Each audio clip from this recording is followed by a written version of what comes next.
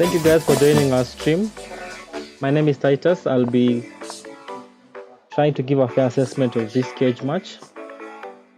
At the moment, we are having Martin Njoroge playing against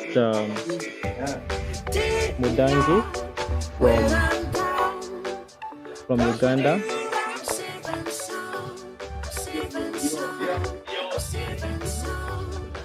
So this is their first match, so nobody has recorded a score yet.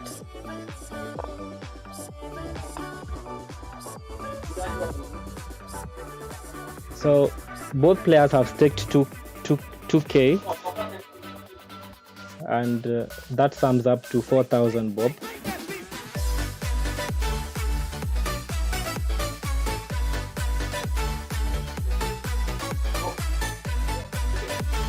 We seem to have lost Mudangi.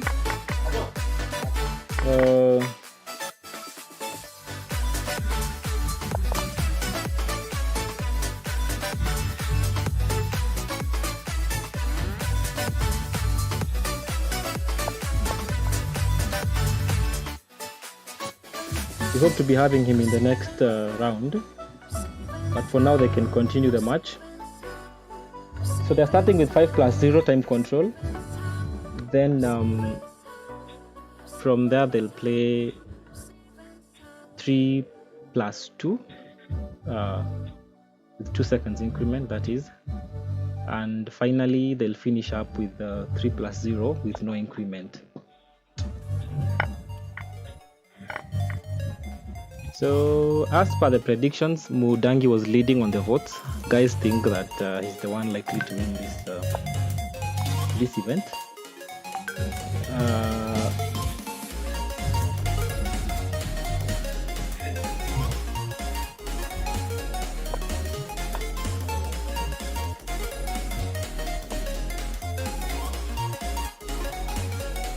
Thanks to all those who are watching live on YouTube. You can also, if you don't have like good streaming on your phone or on your laptop, you can also follow the link on Lichess Live and see the board directly.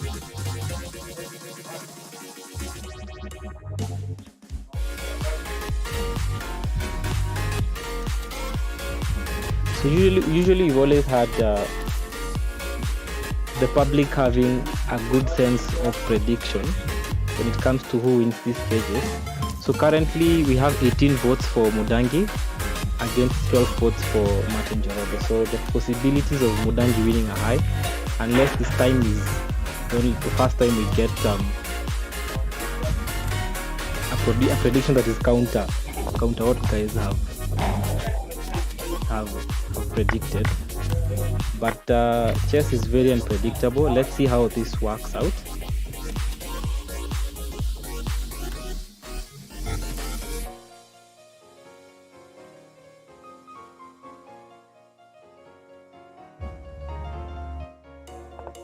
So we are having a rook kind of endgame.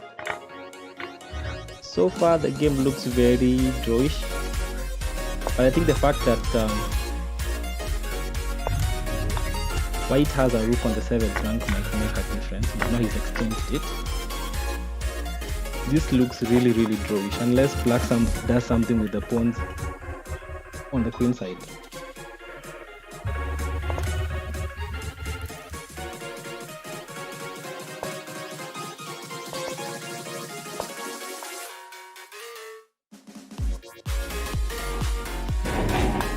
So you're likely to see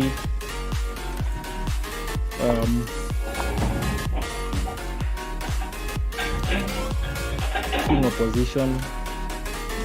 At some point we expect Black to push b4, but honestly I think this should look drawish. So this king is on the d6 square, stopping the rook from going to d7. So of course the b4 has been played, the b4 move, and this extra pawn that Black has on the queen side might just give White some problems, or rather might swing the king to to the queen side, but overall prediction, I think still looks drawish.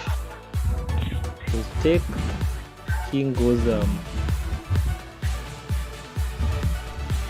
b1, and this rook has time, or rather this rook has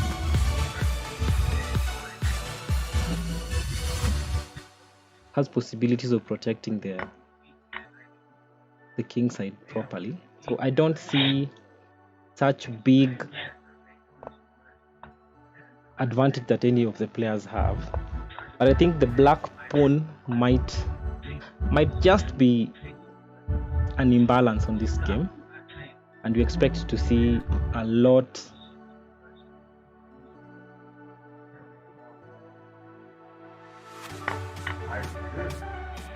all right, but let's see what happens. So unfortunately, pawns have been given on the queen side, and now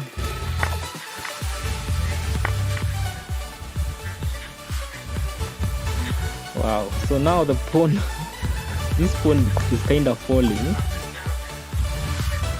but still looks drawish.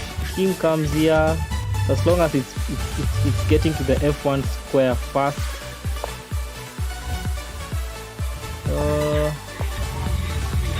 I don't think this move is necessary. I think we could have just gone with the plan of h3, h4, h5, h4, h5, h6. Try promote this pawn, and that should make this rook leave this file and go and stop that pawn from promoting. I think h4, h5 should be played now.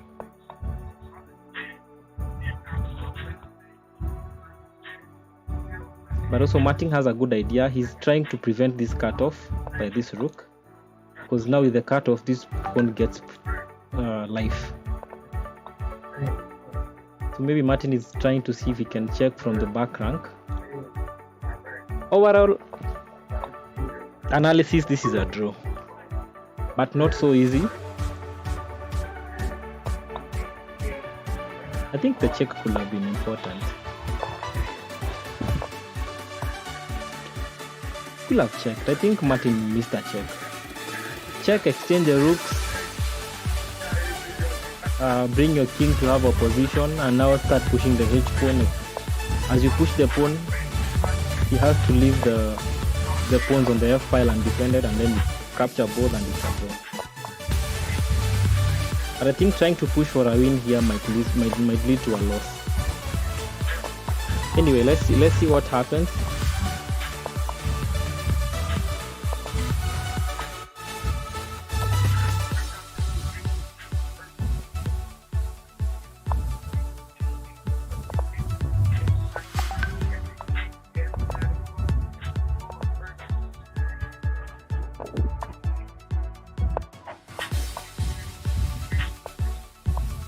So if you look at oh, now this pawn has fallen, the h2 pawn. Why?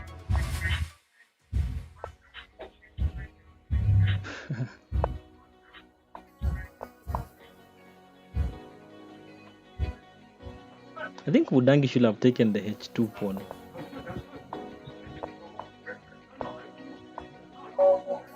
Oh, and Martin loses on time. Unfortunate. Alright, but that was a draw. So we're now in the second game. I wish Mudangi had tried to sort out his net problems. But alright, let's continue with the game.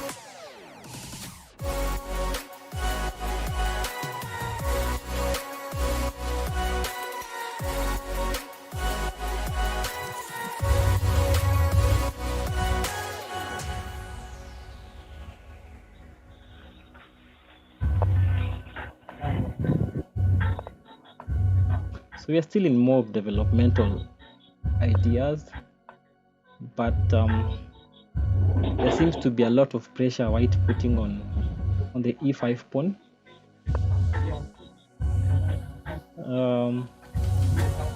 B8 played, maybe the ideas of playing b6 pawn, but I think h6 looks like the move that Martin will play.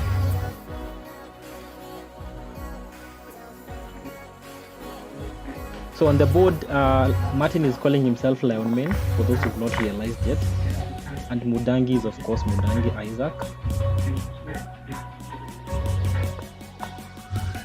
Both players have an idea of what is going on the board, according to their ratings, I believe. And as for their current ratings at the moment, it's really hard to tell who is better. This looks like a good cage for me, I think. I don't think it can be a whitewash. It should be very close for both players. But let's see what happens. So b5 had been playing, the knight had to move to a5. Of course, the queen played to d6 to stop the c6 pawn from being captured by the knight. But it seems white really wants to solidify the knight there. It doesn't look like such a good knight, really. Yeah. h5 with ideas of h6. I don't know. I could have played h6 myself as black. Now it's looking ugly. I think black is allowing too much. Attack on the king side. He's not afraid of g5. Interesting. So the knight is intending to go to c3 or what? I really don't like how black is ignoring those pawn pushes, because now after but g6 could be played. It looks risky.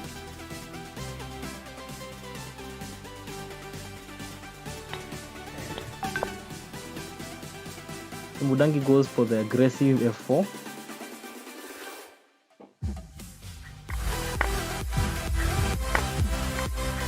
Alright. Of course, he had to play the knight there, because if he moved the queen, he could have lost his bishop on c7. Mudangi playing very aggressively, honestly.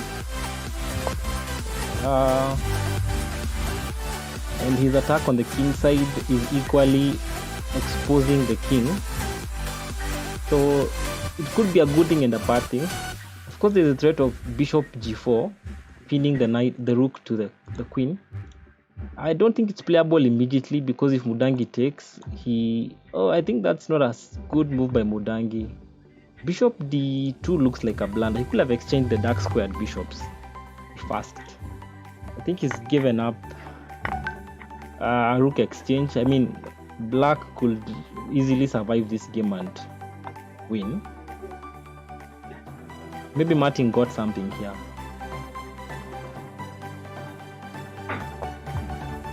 Yeah, so that is expected, and then we might see a queen g3 check, forcing some queen exchange. Of course, I don't think that's what white wants at this point, but I think after he takes the 5 pawn, white should be fine, regardless of the exchanges. These 3 pawns look really really good, and the fact that white will have two bishops on the board might just compensate. Another problem with capturing the pawn on f5 is that you allow an open file for the rook on the e file. But again, exchanging the queens will hang the c6 pawn. Yeah, that's the threat. So Mudangi played queen g2. I think trying to avoid the queen exchange. I think at this point, black will even exchange the knight, but it's too early, I guess. Too early. Also looks very risky. But now we are having a threat of queen d4 and the rook falls. I guess that's why Mudangi could not capture the pawn on d immediately, and that's why he has pushed to block that diagonal in case there's a check. Plus there can't be a check now because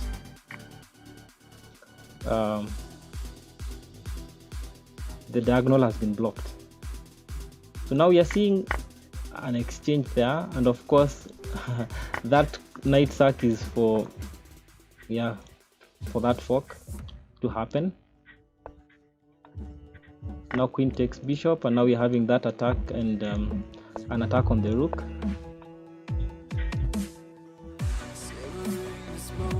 I think this queen check, the bishop falls. I think Mudangi has blundered again. This looks like a very easy win for black. Yeah, so Mudangi resigns, and now we're having a 1-1.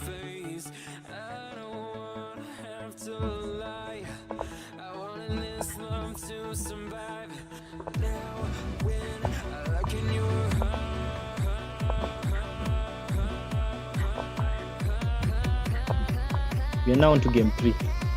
Very fast moves in the opening. These guys are not wasting any time in the opening. And Martin gets some good pressure on the center of the board. d5, asking for so much, attacking the knight and the pawn on d6. In most cases, black will usually capture, then the knight will run away somewhere. But at this point, there is the risk of d6, but I think it's just too ambitious. I don't think it's such a good move at this point, but it's a possible move. Right now, the fact that black has already developed with that squared bishop looks very, it just looks over-ambitious playing d6, but it is playable in some cases. The only problem with that is that and Martin plays it. It looks really over-ambitious because that pawn, for it to last there longer, you need to play e4, e5. But again, those two pawns can always be undermined after black plays f6. So I'm seeing a scenario where, but Martin had other plans. He wants to plant his knight on c7 and have a fork, attacking the rook. But I think immediately after queen takes the bishop on d2, king castles. So I don't see much attack. That's why I'm saying the d6 move was a bit too ambitious, but it is playable. Only problem is that that knight will be there not for so long, even if it plays to c7. Alright, so black plays a6, maybe forcing him to go immediately there. Remember, the pawn on d6 is really tying up the rook and the queen. There are many ways to attack the pawn.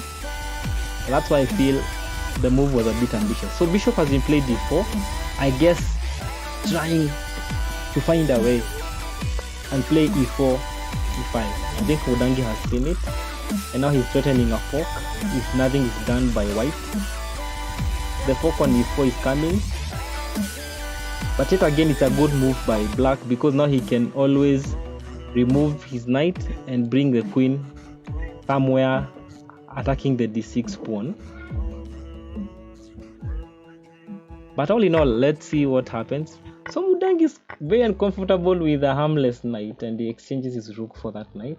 I think that decision might cost him in the end game, just like it did in the previous game where he was an exchange down. I don't think it was necessary to capture that knight at this point. I think he's afraid of, I don't know, maybe there was something, but I don't think there was anything. It was too early to exchange that knight. Should have played even his knight to h7, but anyway, it happened. And then maybe try bring his queen. His queen was fine on this diagonal. Now he's put his queen behind a pawn. But anyway, Martin is a piece up, so he can always open up the game. And that's why f4 is coming to open up the rook on f1.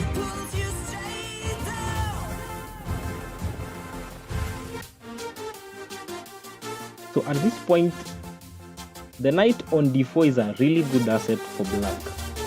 It looks kind of unchallenged, unless white plays back the knight on h4 back to f3. But it looks a bit, looks just too ambitious.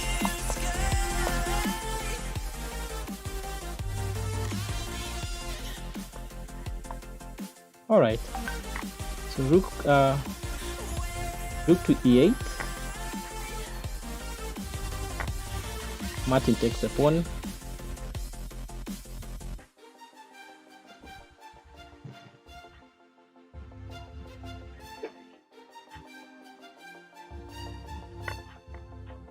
Oh, a sack. All right, maybe the ideas of rook lift. But the knight on f5 doesn't really work. I think the rook lift is the biggest threat at this point. Yeah, rook lift is like it's bad news. Most probably Mudangi is thinking that Martin is attacking the f6 pawn. But the real threat is the rook to e3. Rook to e3 is mate coming. Kind of unstoppable. It's quite a move. The sack may have worked. That looks okay. Yeah. Now rook e3 it's bad now. It's really bad. I don't know how you stop this. Maybe knight back, but it doesn't work. Oh yeah, knight back and then knight to g5. That's the only way. Actually, it is the only way. But now the problem with that, rook slaps the knight and this queen falls. Because this queen, the queen's on the same rank. So putting knight here after the check is a blunder. But this is unstoppable. It's lost for black. I don't know how you stop this. Let's see if Mudangi will become creative. It's really bad, eh? Wow, it's really bad. So resignable. At this point, you expect him to resign. Bad. I like the tactical vision Martin has. This is really good.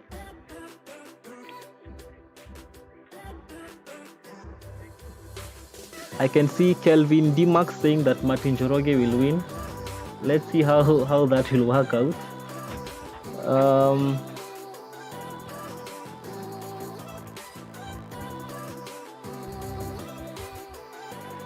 Yeah, this is a big puzzle. Mudangi feels he can stop it, but I don't see how.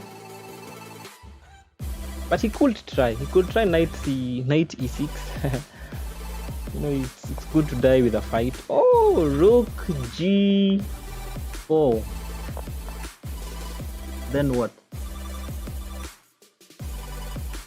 Rook g4, then what? Yeah, queen falls. Yeah, I think at some point the queen had to fall. So the queen is hanging.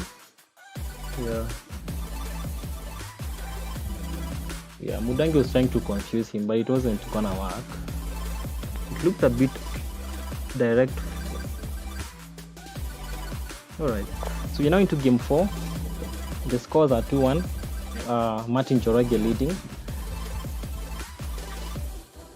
So now we are seeing the English opening played by Mudangi. He's playing white. c4. Let's see how Martin will respond. Will he respond with d5 or what? Oh, knight f6.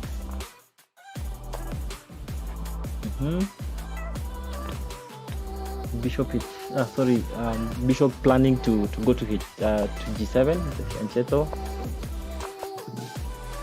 keeping so much in the center, hoping to come and break the center with maybe an e4 and e5. But anyway, he played e5 early. I expected a move like d4 earlier by white. I think Mudangi is playing the English a bit differently than I'm used to seeing it being played. So Mudangi wants to challenge the bishop on g7 with his on b2. That's a futuristic move. Knight to d2, maybe allowing or rather planning to play f4. But Martin also plays knight to d7, intending to push to f5. So we expect these 2 pawns to lock at the center.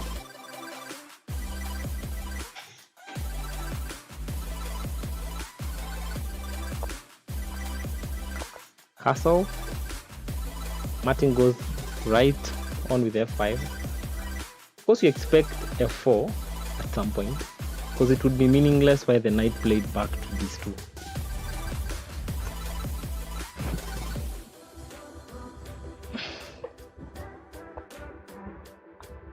So f4 has been played. It wasn't automatic, but I expected it really.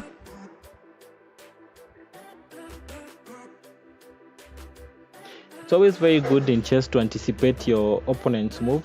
So f4 does so many things. One, it opens up the rook in case he takes, in case Martin takes, and if he takes with the rook, I think most probably take with the pawn, because if he takes with rook, the pawn on e3 will hang.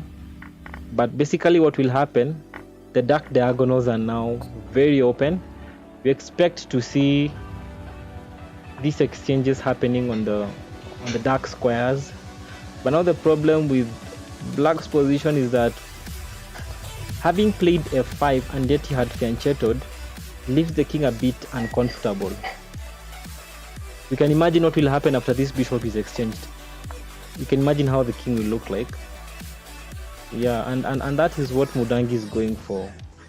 Attacking the queen with the knight and also aiming to exchange the bishops.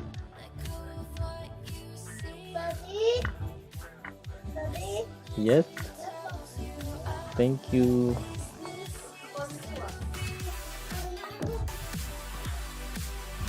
I beg to take a small break.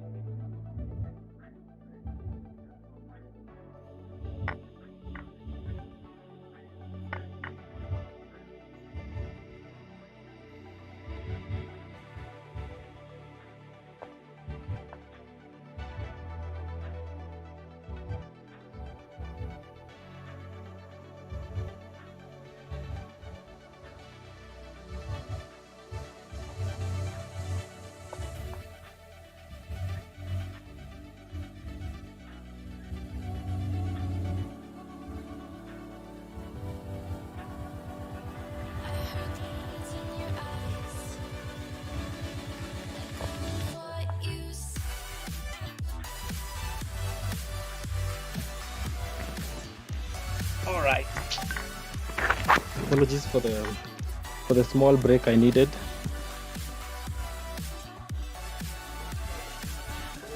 It so happens that someone was calling me, and my son had to bring the phone for me. Yes. Thank you. All right. So Let me try and catch up from the game. Wow, so rooks intending to exchange. Martin 2 pawns up. Oh wait, Martin a knight up, but Mudangi a pawn up.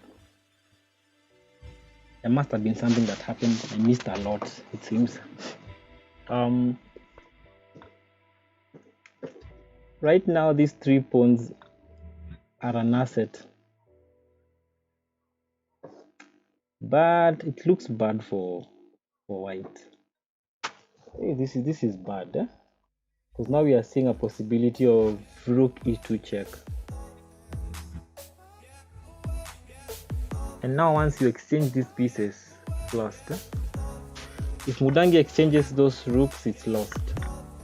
No, it's kind of a rook check.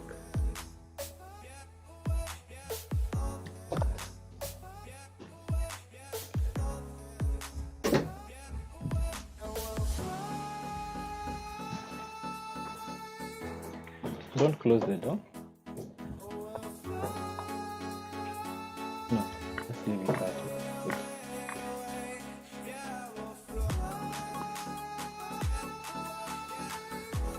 Apologies, my son is young and he's disturbing me. Give me a minute.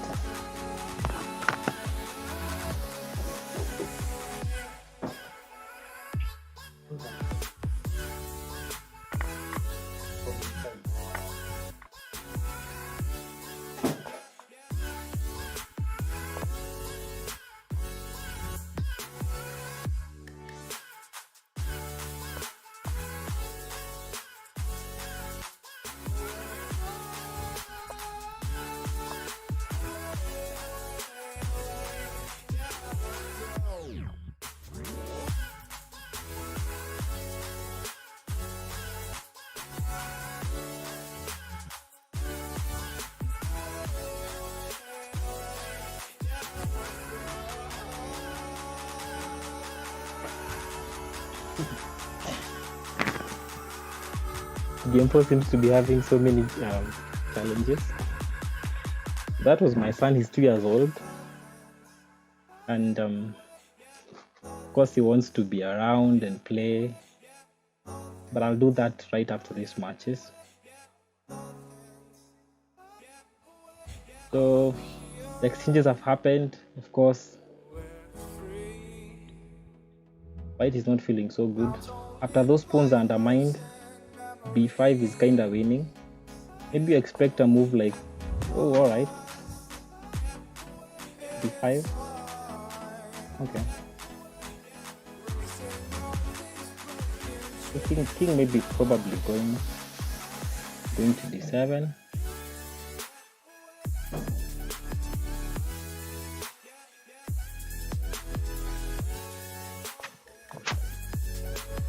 But white has more to worry about than black. Black is winning.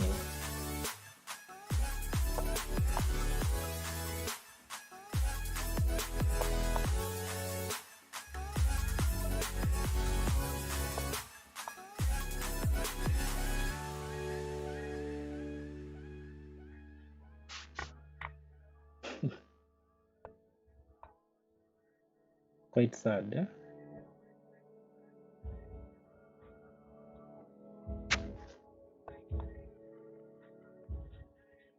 Yeah. Martin wants to maintain the pawn on B. I think he should be less worried about that pawn. Martin should just play as fast as possible because he doesn't have time. Try and just exchange these pieces and go for the pawns on the king side. Yeah.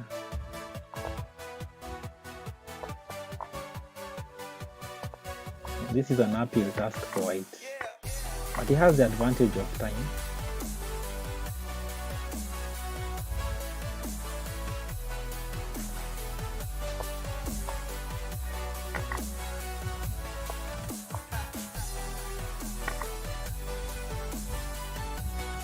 This looks like a win for Martin game 3.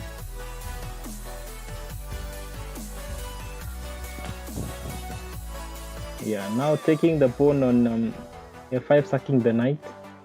intending to have two pawns that have a one distance space. This is lost for white. Now this pawn is gonna see the light of day. Mudangi resigns. Martin has 3 points, surprisingly. So the question is, could it be that the polls were wrong? Is it a possibility that the polls were wrong? Let's see. This will be the first time, if Martin wins this cage, that the polls have lied.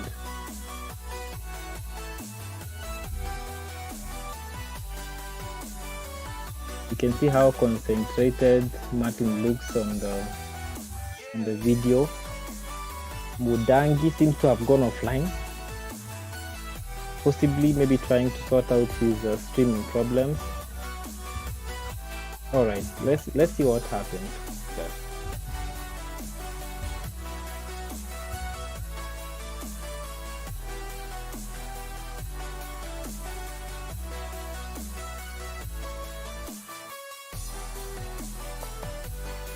So Mudangi is back.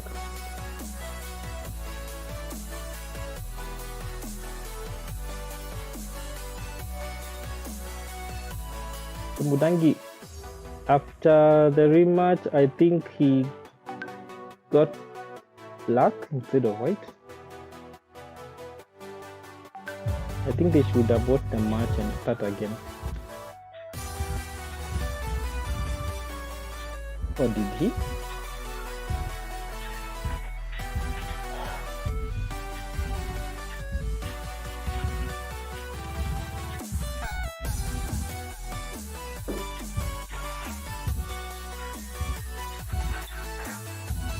It so happens that it's Martin's turn. Okay.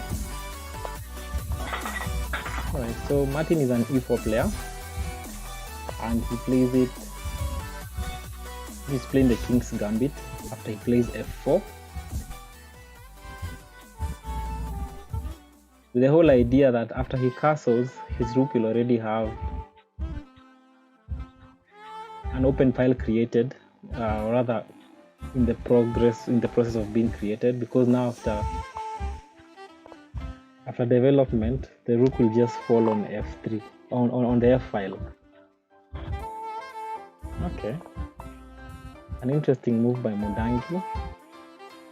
Knight d4. Of course, taking was not such a good idea, because now after you take,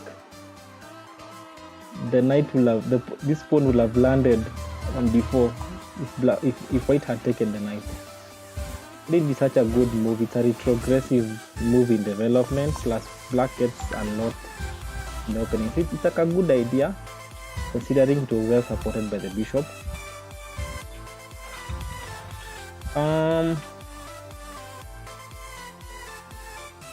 We could see e5 being played, but I guess Mudangi has refused. Looked like a very valid move.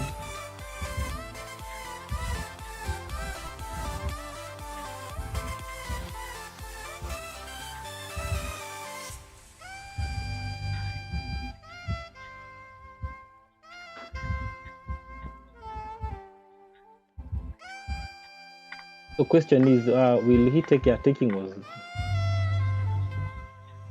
looking like the move. Might see bishop check.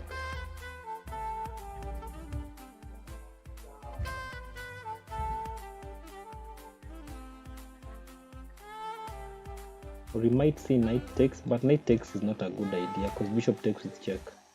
No, that's not a good idea. Maybe bishop check. Alright. That looks passive. What happens if Mudangi plays c4? Yeah. So now he's forced again to move here. This is what he should have done anyway in the first place. And now he can play. Okay, bishop takes check, king has to move away.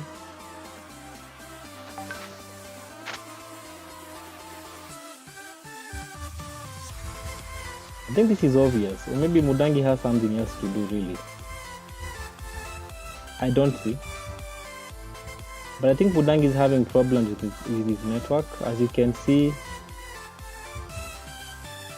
he seems to have lost network connection.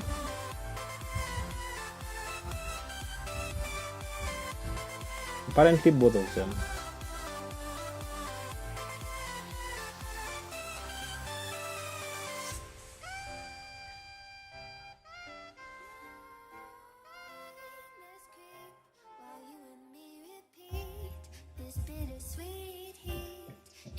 All right.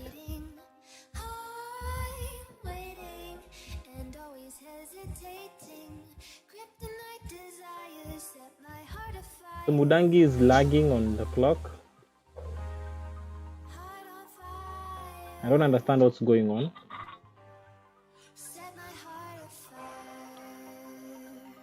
But it looks like it's Mudangi's time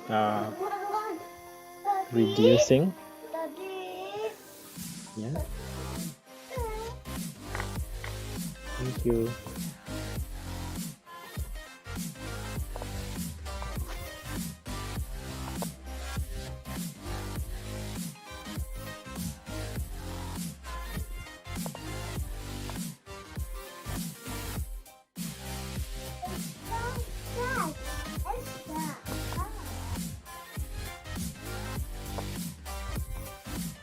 No.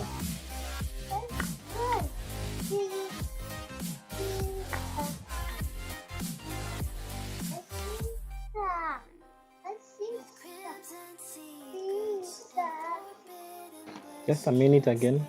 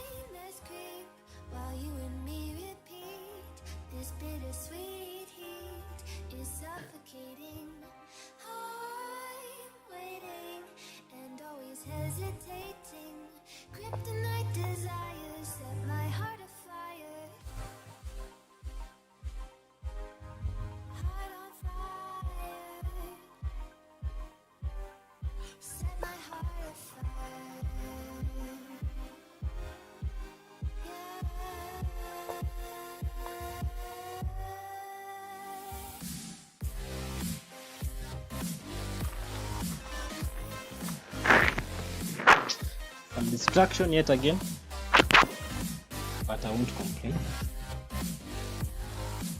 And it so happens every time I move out, I find someone is doing very well on the board. But so far it looks like all the pieces are intact, equal exchanges. Wow, but the dark bishop is not looking happy. I think Mudangi has the option of playing a6. Oh, all right. He played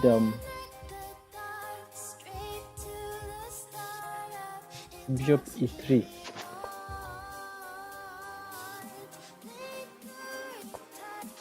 I think he could have captured it.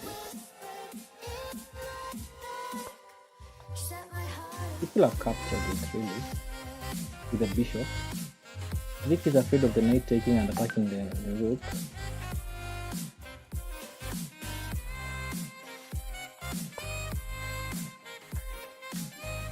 Knight c7. Why?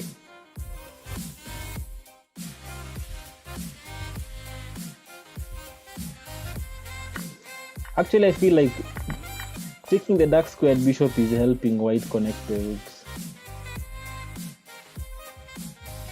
However, you have this rook on the 7th rank attacking the b2 pawn. This rook is looking very happy. All right.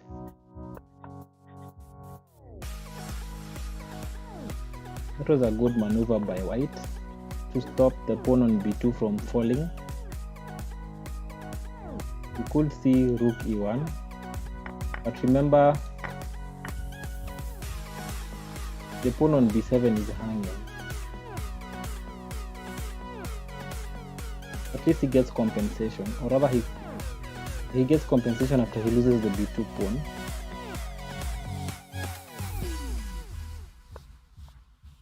So takes, and then he has to play. He has to breathe because he cannot. All right, a good idea.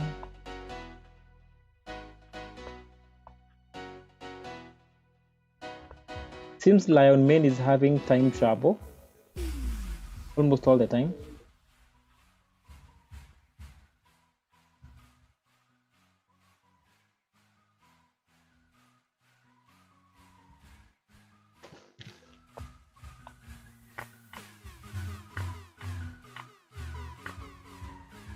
So this game looks very drawish, but it might not end as a draw because Martin is having very little time on the board. But it could be enough to get a draw if he can quickly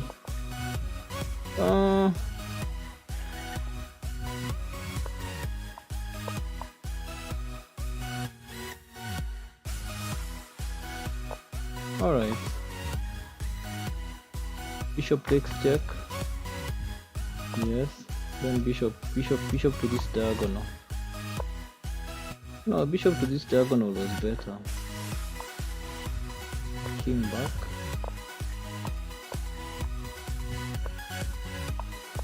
Rook check.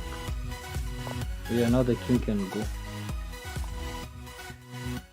So 11 seconds on the clock.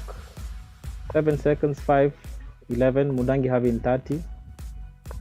It's like there's an increment or my time is lag or my internet is not so good.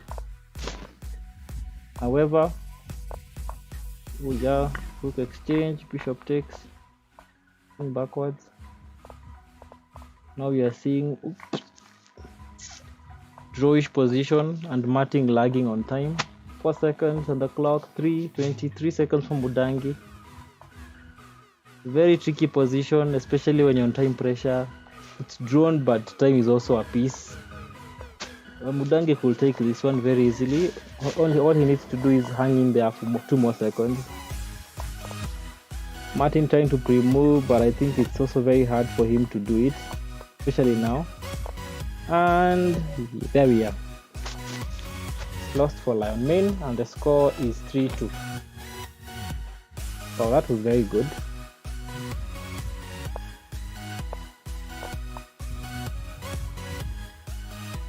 Has to be very disappointing for Martin having to lose such a game. Yeah, time is usually a factor in Blitz. So the whole essence why we are playing with the clock is because we don't have so much time to wait for a game to end. So if you lose on time, you lose the game. And the time pressure is usually very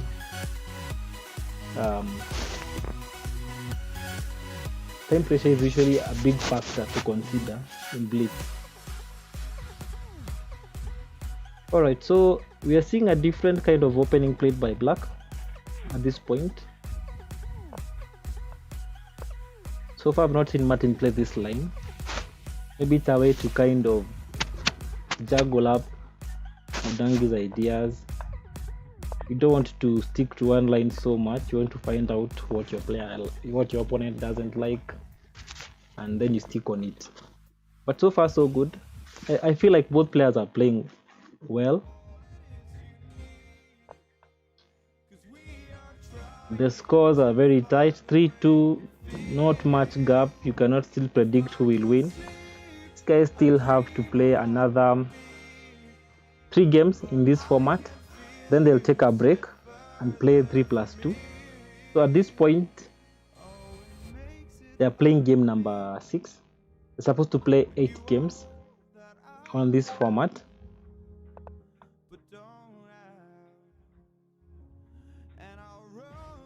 So queen to e1. Alright, Mudangi really likes this flank pawns expansion, especially on the queen's side. These flank pawns. I think that's his unique way of waiting when he doesn't have an idea. But I like it. Oh, this is forced. Bishop takes knight looks forced. Oh! Martin has ignored. So he's allowing this check. Why? Then bishop goes to h6. But okay. But this is coming. h5 looks very real. It's happening.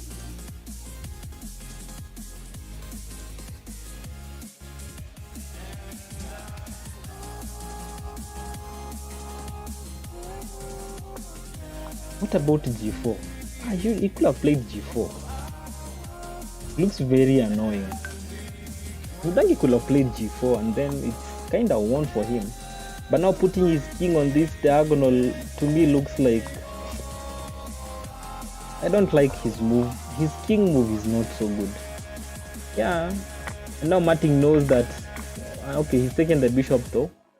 I don't know why Martin played f5, but this is kind of lost for black. This is so lost.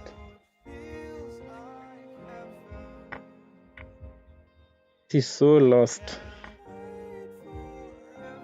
This whole problem has been brought by Martin not taking the knight that was on e4.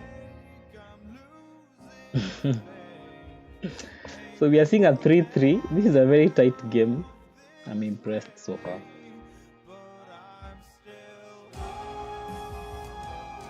So of course he's threatening h5 and then he takes this bishop. The bishop on h6 is in trouble. But anyway, that is if Mudangi has not seen it. But I expect a move like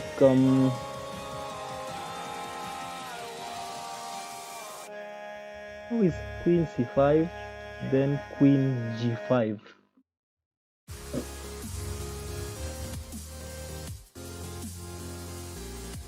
Yeah, looks like a good move. Or the most coward move is to move back. Or relocate his bishop back and then try relocate it to c3. Oh, nice. So Mudangi wants after the check. He removes his king. And now he has a rook on this open file. And the bishop is safe. It's a clever way of attacking this guy. No, I like that move. I think I like this better. Rook e5.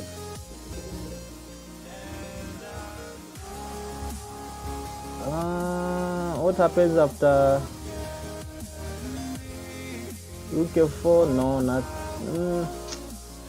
rook f4. Not so. It's not a good idea because after the check, it is a good idea.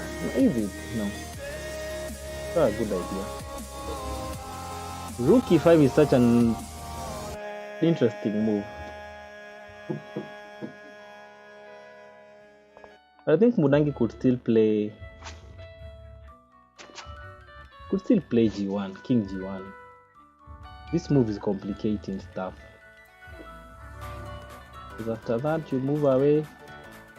So the queen and the rook are intending to coordinate and mate on h8. So that's the biggest threat. But I don't think it will happen. Because I think Martin will check. Looks like the only move. If he doesn't, he's risking the coordination of those two pieces. Because we have so many ways that these pieces are coordinating. There's also a coordination with rook and bishop mating on g7. So after rook check and king moves, Martin is forced to capture the bishop with the rook. Now after the rook captures the rook on the bishop on h6, now again we shall have an attack on h8. This is bad. Actually like the plan Mudangi has. It's really nice. Honestly. So what is black supposed to do here?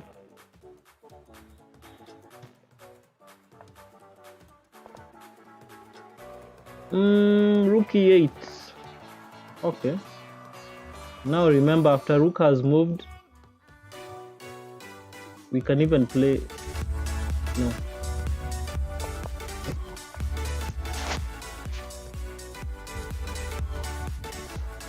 Bishop c6.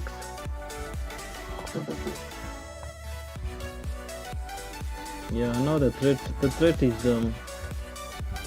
still there. Yeah, the bishop being on h6 was such an asset.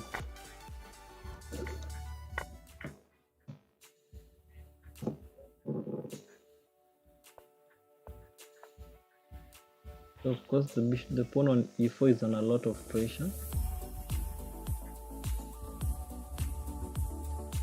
You're expecting also queen f4.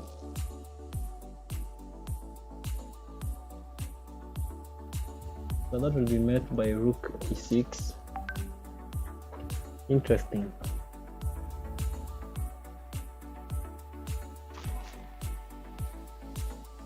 Strong moves being played. I'm impressed.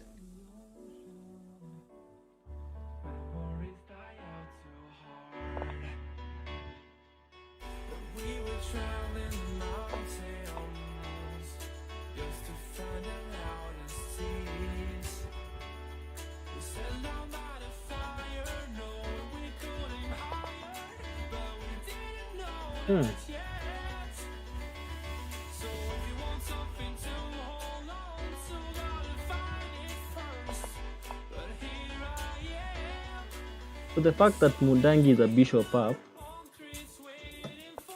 it's gonna be very hard for black. So we are seeing 3-3 loading, possibilities of 3-3, and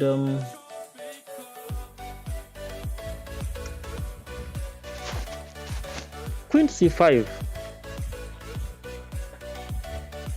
doesn't look like a no-brainer, is it? Oh, okay. So he prefers queen c4.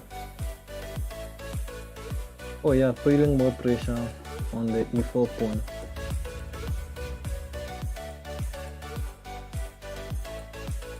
We could be seeing a move like g5. Yeah, I expected such a move. But it looks like a survival move for me, because now Mudangi is winning.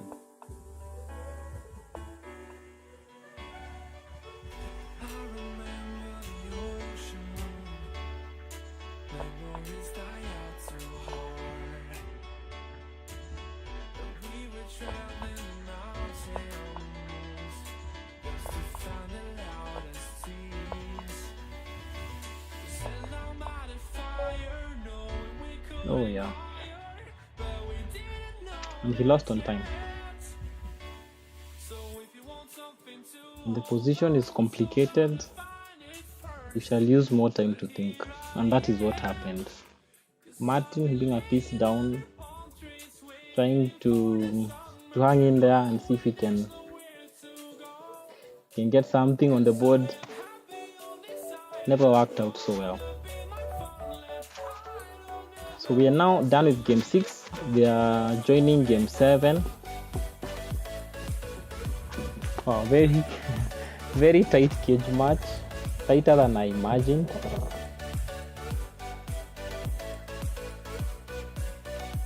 There seems to be a delay between someone is yet to accept the rematch. I don't know who exactly it is.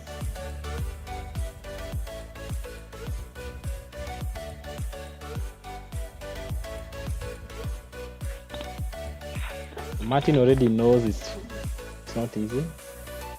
By now it's clear by both players that it's not gonna be easy.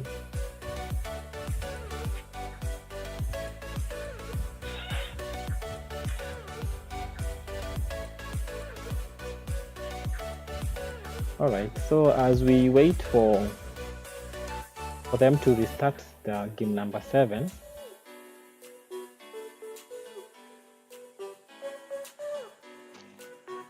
Let me thank all those who are watching from us on YouTube. If you've not subscribed so far, kindly do, so that we build this channel. If you have any recommendations or comments, kindly do so on the comment box. For those who are yet to subscribe, kindly do. Just a reminder again, it's a cage match between Martin Njoroge and Isaac Mudangi from Uganda. So this cage match was initiated by Ben Magana. Thanks to Ben Magana. We also have a gentleman called Ken from Uganda. He's also co-organizing with us in this cage. Shout outs to those two guys. They've made this match happen. On behalf of Prox Chess House, I'd like to thank everyone who's been supporting these cage matches in any way. Thanks to Chess Kenya, Wandera, Mukabi, Veteran Chess Academy Group. That's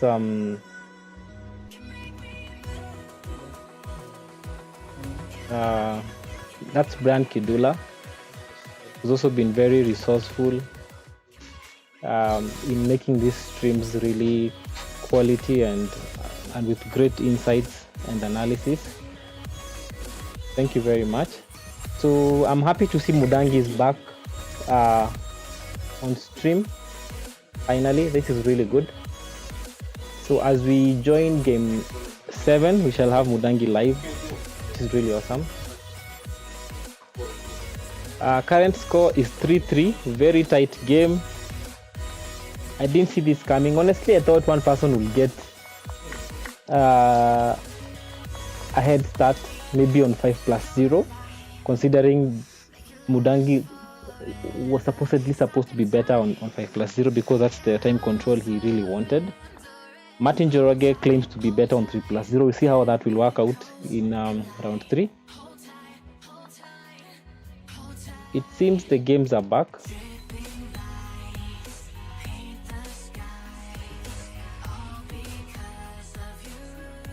Usifunge hapo please.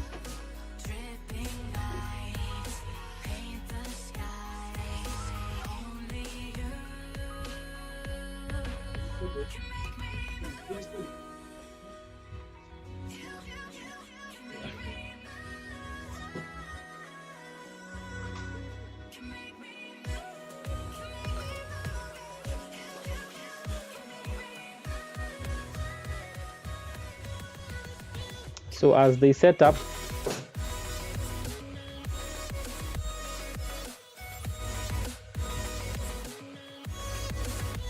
I shall read some of the comments.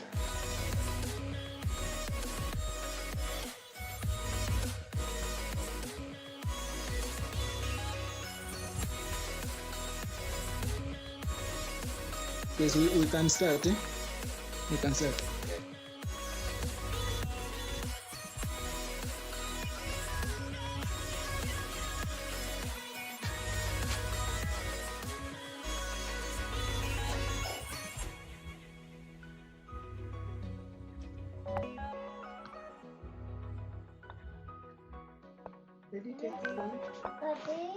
Thank you. Good night.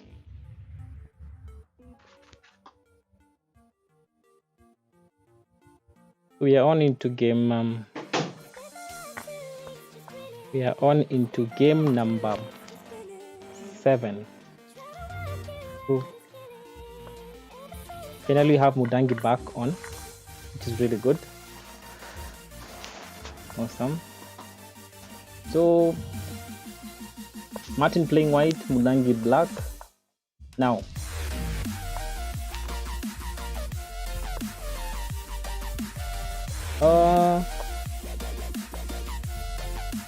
Bishop e4, of course pinning the knight.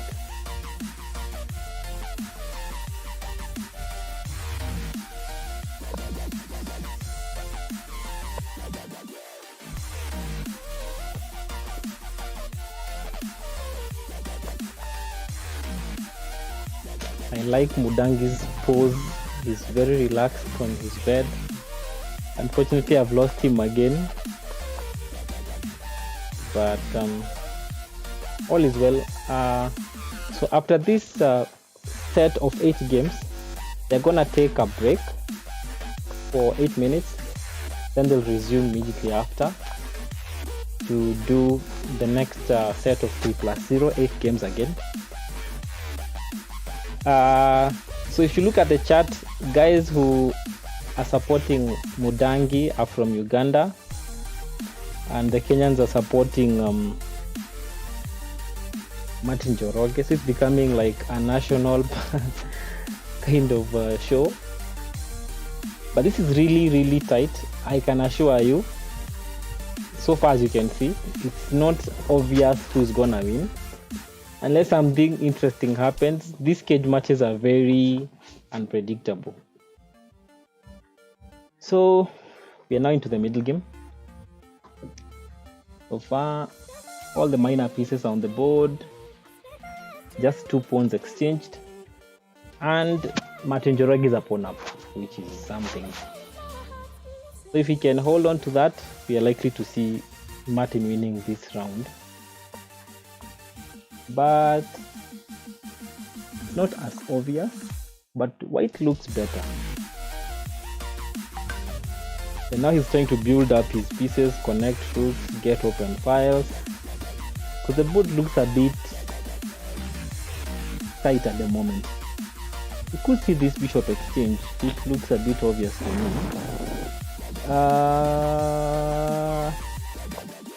Yeah. I wouldn't recommend to lose this knight because now it will dislodge the pawns. We'll have a backward E pawn, which is not so nice looking. Could see a possibility of knight to d5. But now that it takes, you have to take it. Let's take that bishop. Yeah, then he'll have to take here. Yeah. Then after that, what will Mudangi do? I think he has to take this bishop because removing this one loses the h7 pawn with a check. Of course, you don't want that to happen. But this endgame looks good for white. Alright, so he takes with queen, I think, yes.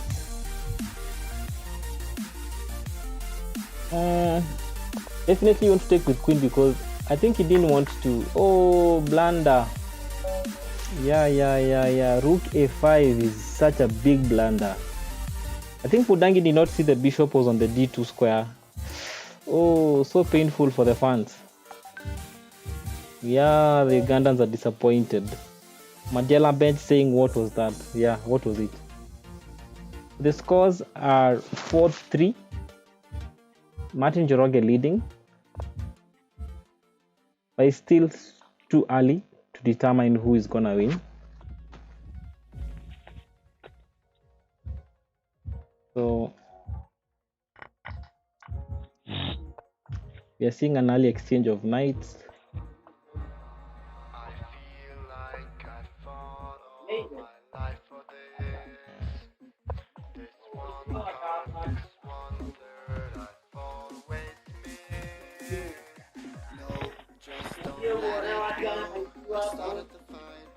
Okay.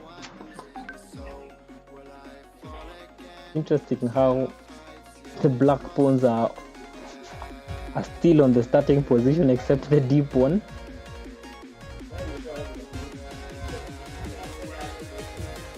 Very interesting.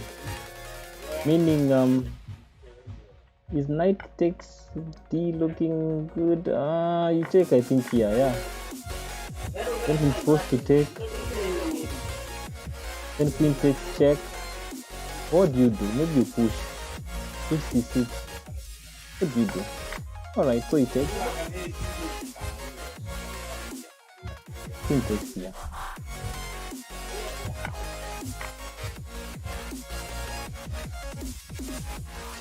The funny thing is that black has not developed anything.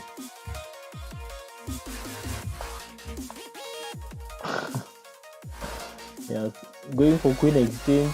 I don't think I will exchange the queen if I were white. Just maintain the pressure. In fact, even play a move like e4. And then later, bring a5. Why exchange? I think Mudangi should have realized he was an exchange better. Why exchange? Why exchange? Unfortunately, Mudangi is making some technical blunders, and these blunders usually cost you a lot in cages. For those who've played any cage match, especially these ones we're organizing for Prox, there's a lot of pressure considering your opponent has prepared for you the whole week. So of course you knew the event was gonna happen. So when it comes to the real match and you happen to lose on your pet line, there are very high possibilities of making blunders. Saddam 1991, a Kenyan player saying Uganda wamelala. I don't think so. It's still early to tell. It's only one game up. Furthermore, we try as much as we can when you're organizing cages not to have serious mismatches where the one opponent is so good, even though we've had such scenarios though. But they usually individually set up. Prox usually set up cages that are usually equal-ish. We don't want one player better than the other. We want a scenario with a competition. We don't want a whitewash.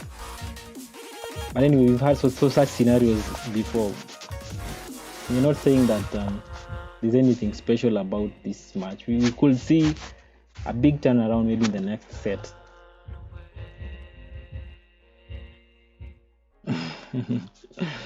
Some guys on the chat trying to challenge each other. Mindol challenging Saddam. For those who don't know, I think Saddam is the guy who has been. He should be the Kenyan champ for the Paralympic category, and he's not a weak player in any way. I'd be glad to organize that cage.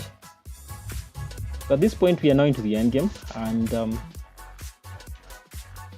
nobody has such a big upper hand. Martin is trying to bring his rook into life. Maybe the idea, the rook was on h8. Maybe the idea is to get life on these open files. But there are so many pawns on the board. This rook will never be so happy. So I guess he's trying to eye on the c4 pawn.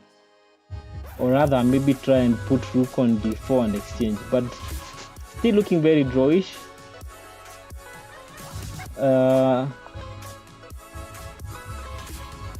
Rook d6, trying to exchange. I think at this point, yeah, Martin can ignore, because even if Mudangi takes, king goes to e7, and the king will stop 2-3 squares and the rook will never get there. I think it's still fine. Very drawish, nothing much happening. The pawn on c5, quite safe, cannot be captured by the bishop because it will be hanging from this other bishop. Drawish stuff. Alright, so rook goes to e4. With what idea? Maybe just trying to cut off the king. But this rook cannot be said to be comfortable either. It's in the middle of the board, yes, but it's not so happy. Maybe Mudangi can even play rook to e2 just to exchange. I mean, his rook is not so active compared to Martin's rook. But I think rook check. If he blocks, you can even play e5, trying to see if you can solidify your pawns. But so far, drawish stuff. I'm not seeing anything major on the board. And now we're into the end game. So now at this point, if you look at this board, Martin has 4 pawns on the king side, or on the queen side, sorry. And Mudangi has 3 pawns on the queen. Whereas the other imbalance is Mudangi has 4 pawns on the king side, Martin has 3. But if you look at this scenario, Mudangi's pawn are doubled.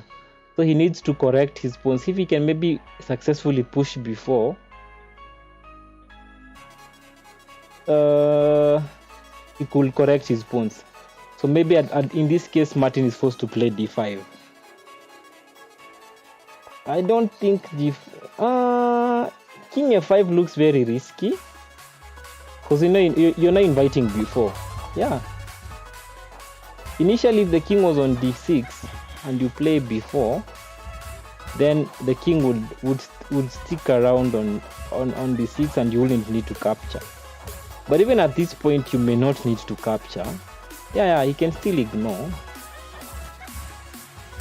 Yeah, because capturing would... but now, he's allowing... What happens if Mudangi plays b5?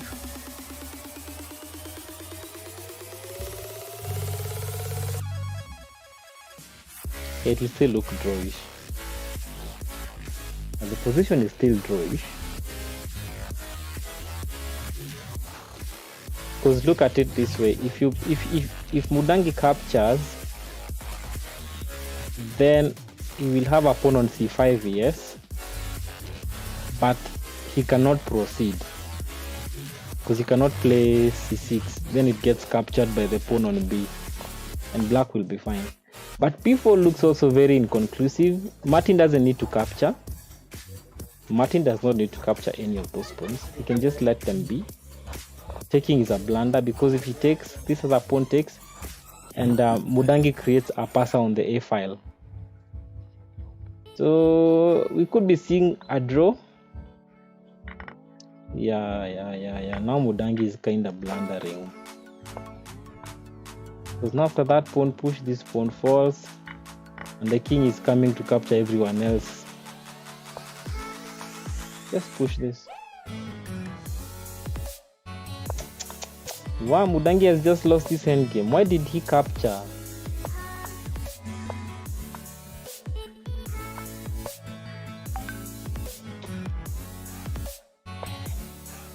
Yeah. This is so lost. I guess Mudangi is looking for a stalemate, but it might be so hard to get. I mean, this pawn has already seen the light of day. And Martin has won the first set with 5-3. And they will now take 10 minutes break. Stick around for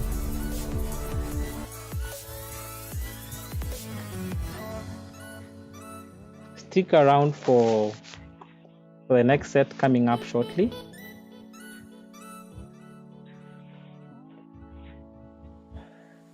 Apologies for that hitch.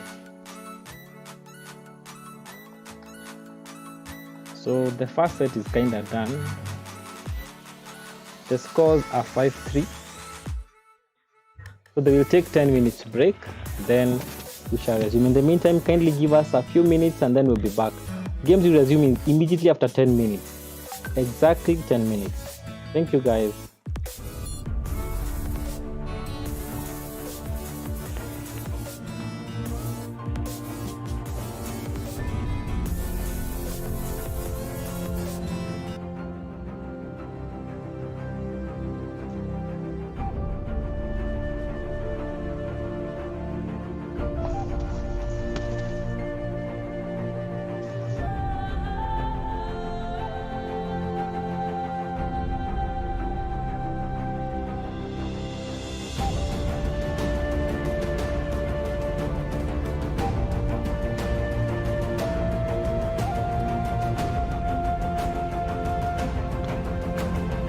Hi guys,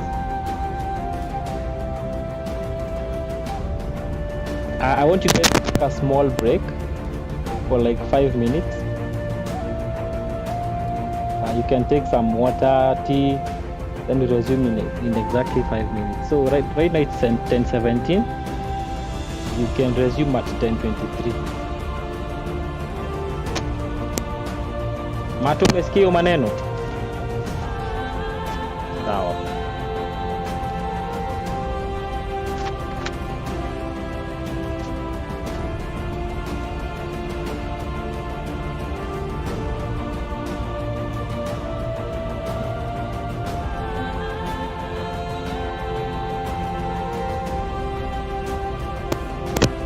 I hope Mudangi has sorted hiyo shida ya kukua off.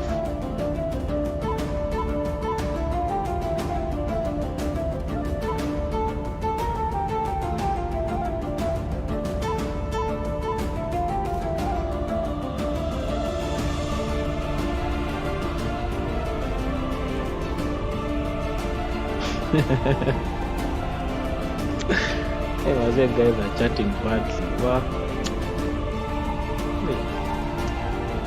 Have mercy.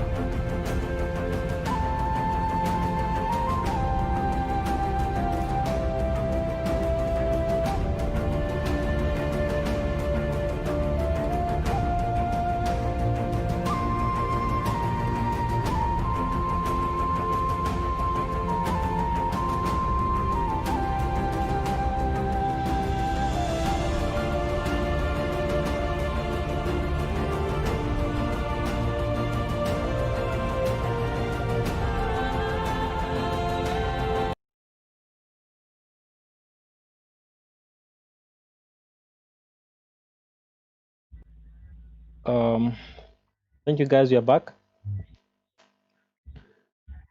And now we are doing the next set, which is 3+2. The game should start shortly. Let's see how this turns out.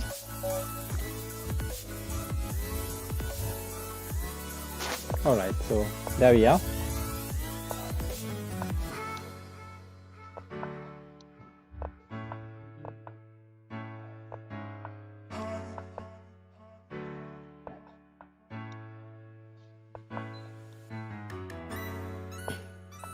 So in 3+2, it's a very interesting format where it's very easy for you to think you're winning on time, then all of a sudden you see your opponent gaining on you, because every move they make, they get 2 seconds increased to their clock. So this is a very different format compared to what we just watched earlier. So if you notice, the first games, Martin was losing a lot on time, but in this case he just might get away with it. But nonetheless, let's see what happens. So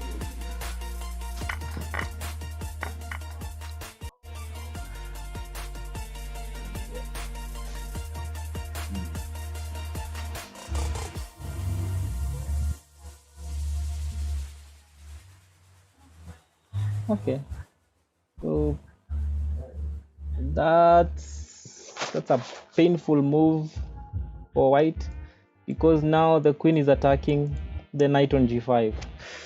Painful, and the pawn is attacking the pawn is attacking the bishop.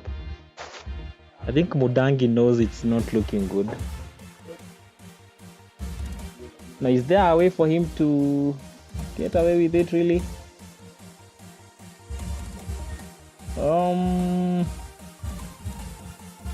Yeah. Queen a5 was a serious sneak. Quite painful. Very painful.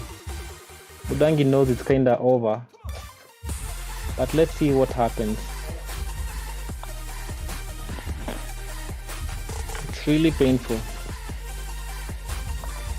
Yeah, so he gives away the bishop.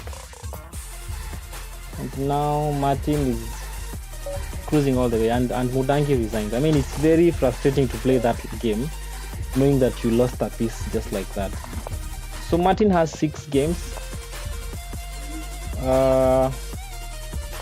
Becoming apparent that Martin is doing very well so far.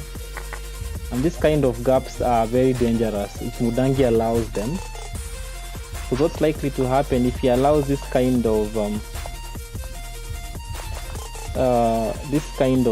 gaps created, then he may just never recover. So now Martin is 3 games up. Then these cage matches are very psychological.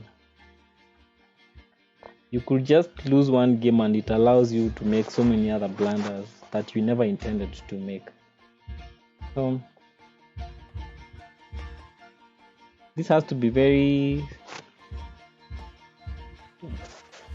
engaging for Mudangi at this point. He needs to find a way to come back. I don't understand why he played bishop back. Honestly, I don't know why. But he's starting to become defensive. That's a very defensive move. I expected something maybe like it wouldn't have been possible because there was a knight on b3. But anyway, I still don't see the big threat that necessitated him to play bishop f8. It's a very defensive move.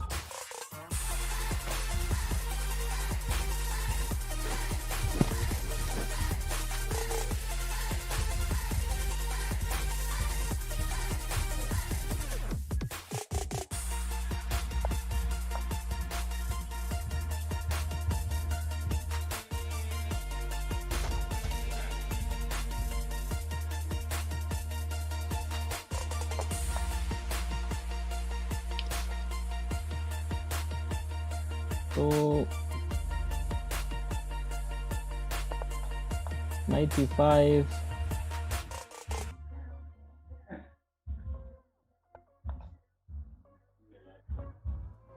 Right now we are seeing a possible sneak by white. If Mudangi allows knight takes d6, again we are seeing another attack on the f6 knight by the bishop. But it's not so serious considering the queen is also on that diagonal. But there's a possibility of these 2 pawns being doubled up. Because after that exchange, this bishop... Oh, now it's a blunder. Or is it? Yeah, I think it's a blunder. You take here.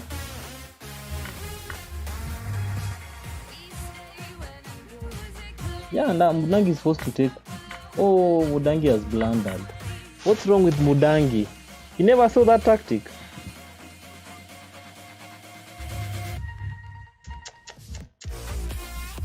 Umesikia?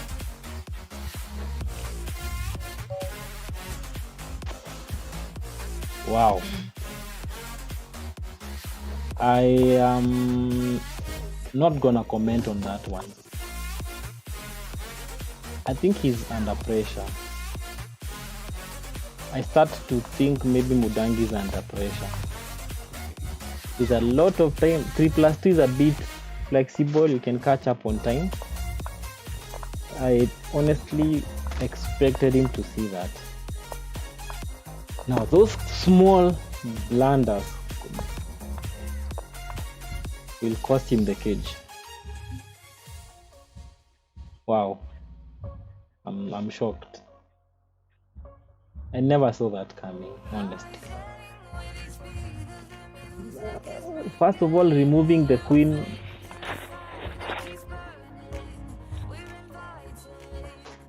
Removing the queen from d8 and then not seeing that he was losing the knight. Alright. But that's chess. We equally make these mistakes. Only that nobody is watching. Yeah, but in this case it's public and live and everyone is watching this kind of mistakes. It's quite unfortunate. All in all,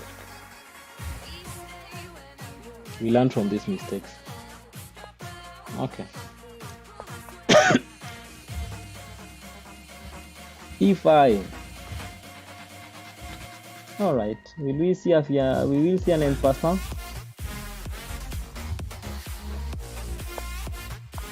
No, we won't. Maybe it was necessary.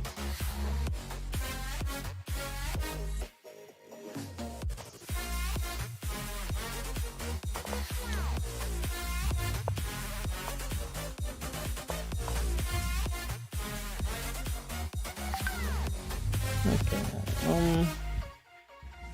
Maybe just exchange off this dark squared bishop. So now your queen is tied protecting this. So what is this knight planning to do? This pawn looks well secured. The pawn on e4 looks safe. Why would Martin play knight c5? Maybe he intends to... No.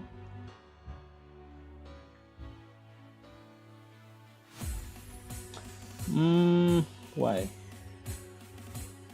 Why? I'm not seeing the good reason why.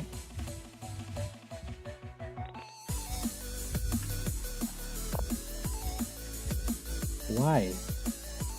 Now Mudangi is seeing ghost.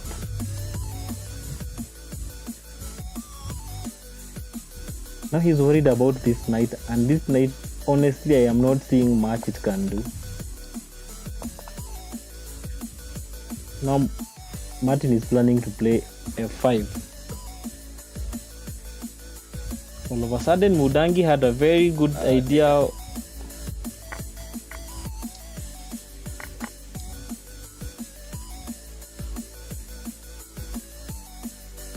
Mudangi had a very good idea.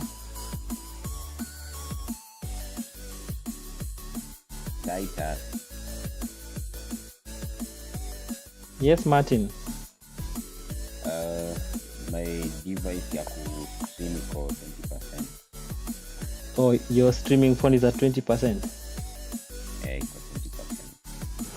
Na naona notification ya color red maanisha critical. Okay. How long do you think it will take? I think tutamaliza hii 3+2. Hiyo 3+2. All right.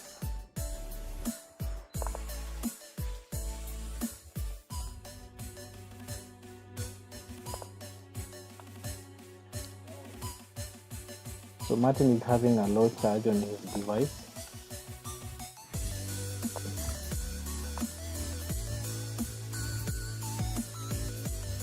All right. So just in case you're wondering, the players cannot hear me, but they can on request if they want to. So you may be wondering if they can hear my analysis. No, they cannot. But they will after they are finished with their game. So an interesting move by Martin, stealing a pawn on e4. Because now after taking the pawn, if Mudangi takes, he takes the... But at least Mudangi can run away with this pawn. Actually can take the pawn on c7 and recover his pawn back. I didn't see it necessary for him to capture the knight, but it's okay. It would have been better to capture the pawn on c7. There was no more tactical play by black. And now Mudangi has time trouble.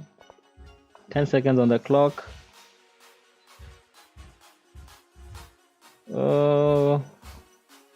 Rook check, no, doesn't work. Pawn push, maybe, no.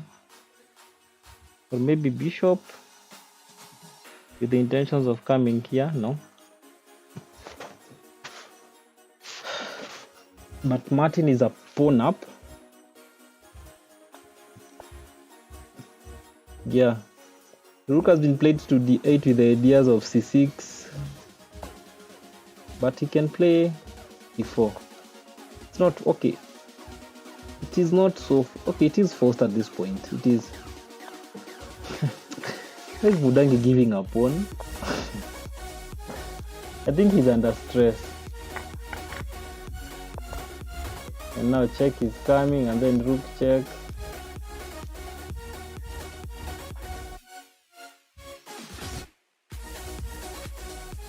After king here, he can even play no.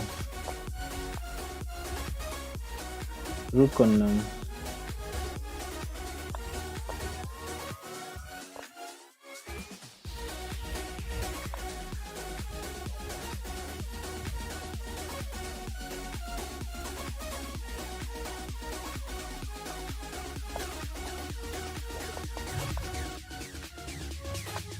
rook check and then rook to c4.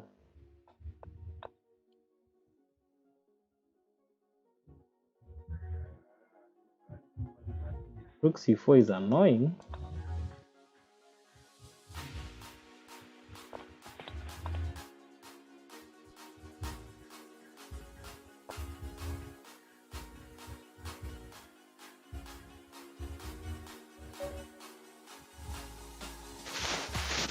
Yeah, it is happening. Mudangi has lost another game. And Martin cruising to victory.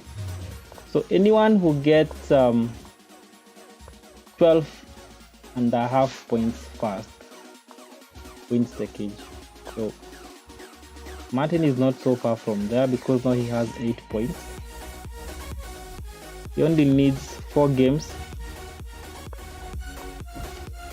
and a half.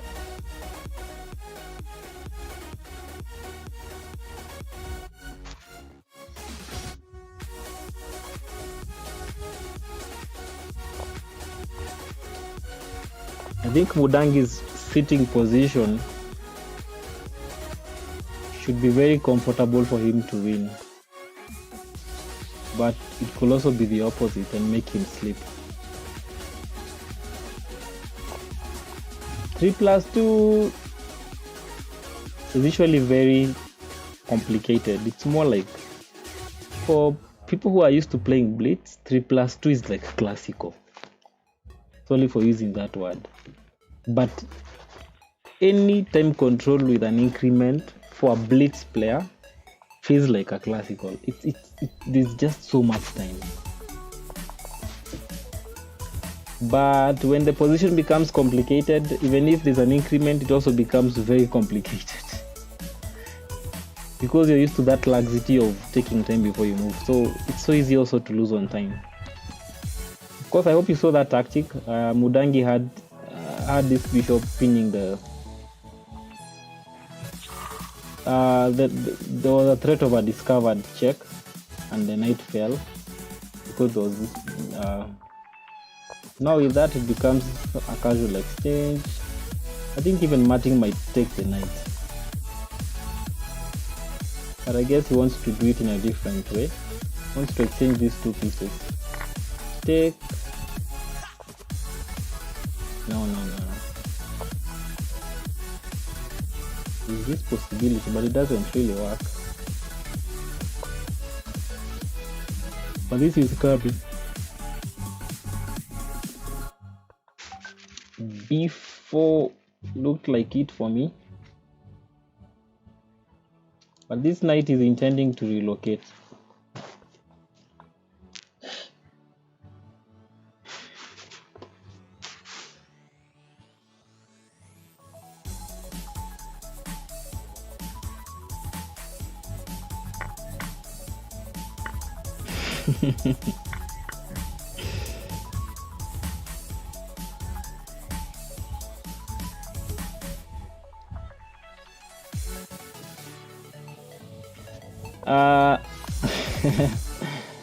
Saddam is asking, I'm on each side.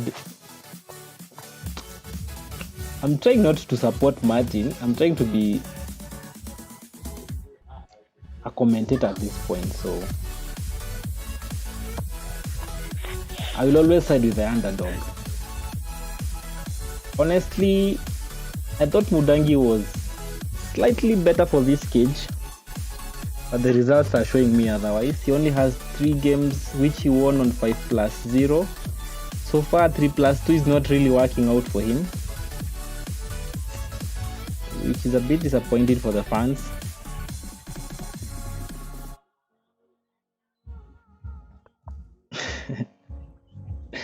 Someone has joked and said that Mudangi might just end up sleeping immediately after that game. I know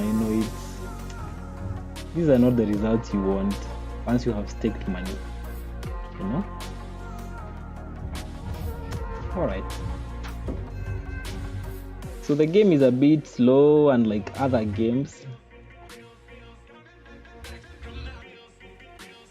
I see what black is trying to do, hopefully trying to plant this knight on f4 with the intention of provoking g3.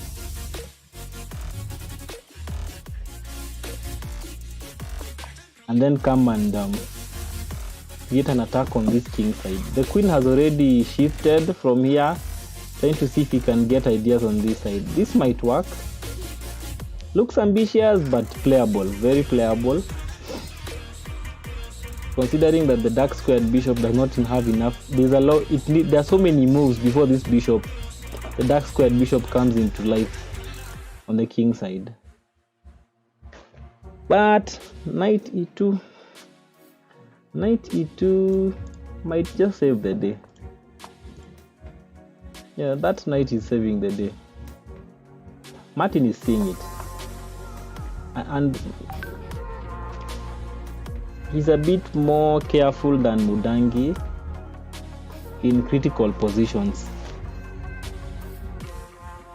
Maybe that's why he's winning. But tactically, Mudangi is also good. But it only takes one move to lose the game. That's the sad thing. He might play so well the whole game, but then again, you just give a piece or you blunder a move and everything falls out. like we saw in previous 3+2 matches. Actually, in almost all of them, Mudangi has been blundering, just missing something or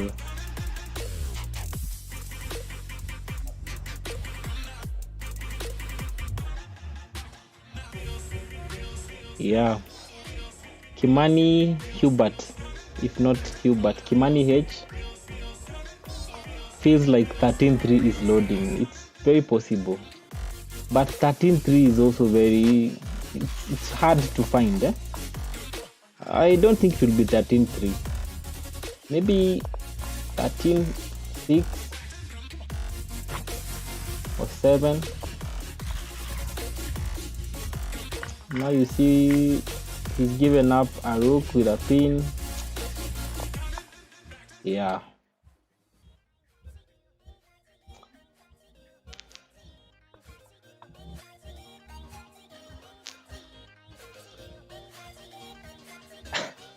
I'm trying to imagine what is going through Mudangi's mind at this point.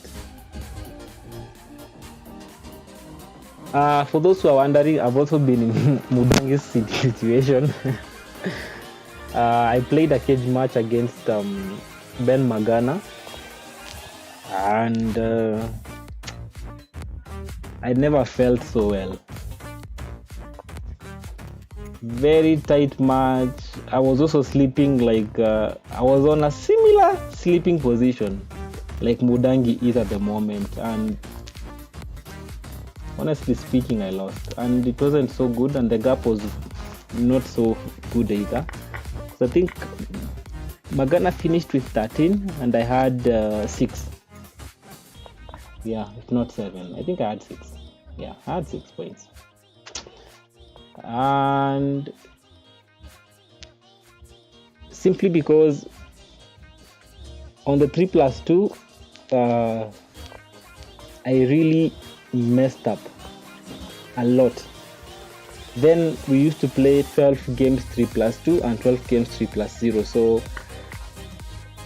once a format you're out of form, it goes downhill. Everything falls apart. So right now Mudangi is trying to see if he can get the power of those 2 bishops. Might work, but I think Martin intends to exchange the queens. I think Queen H3 was more than annoying. Oh yeah, awesome. Mudangi gets his rook back. Yes. Just take. Now we have threats for mate even though the rook is covering. Now it's a race on time. Who will manage the time better?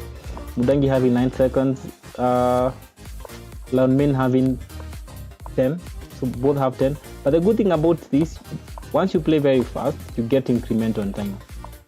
I think Mudangi can take this one. Yeah. There's a threat for mate. Rook H1 is mate. But after that move, rook check, take. I think king.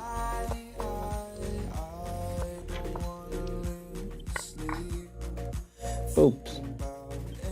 That's a bold move by white. Why?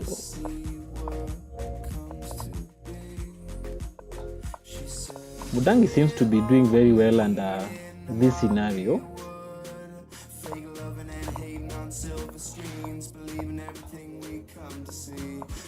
But white has more pawns at this point. It just could mean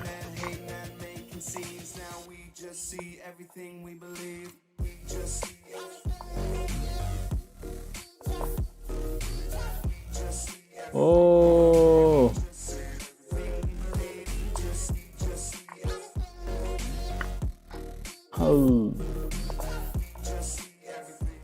you could see rook c6 threatening check, or rook f8. Yeah. No, that's. I think he missed a check. He missed bishop f6 check.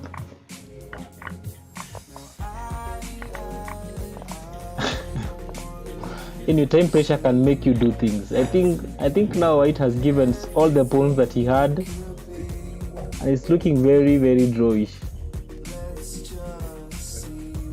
At this point, I think he can even exchange. Why?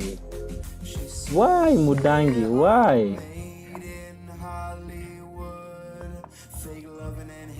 Silver screens, believing everything we come to see.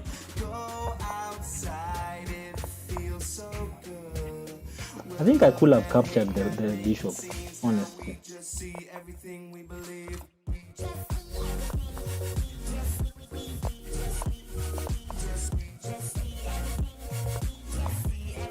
It was looking also, there are very high possibilities of a draw. Now it's so lost. This is a lot of time for a blitzer. 10 seconds with 2 seconds increment is just too much. I think Mudangi should resign. I don't expect to see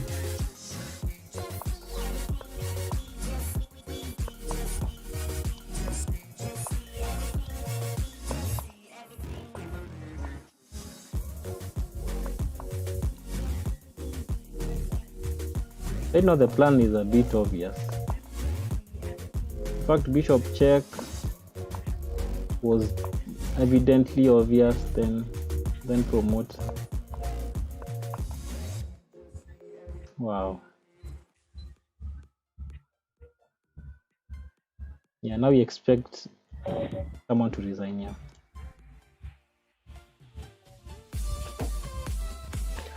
Wow. Could Hubert be correct that we are smelling 13-3? Is it possible?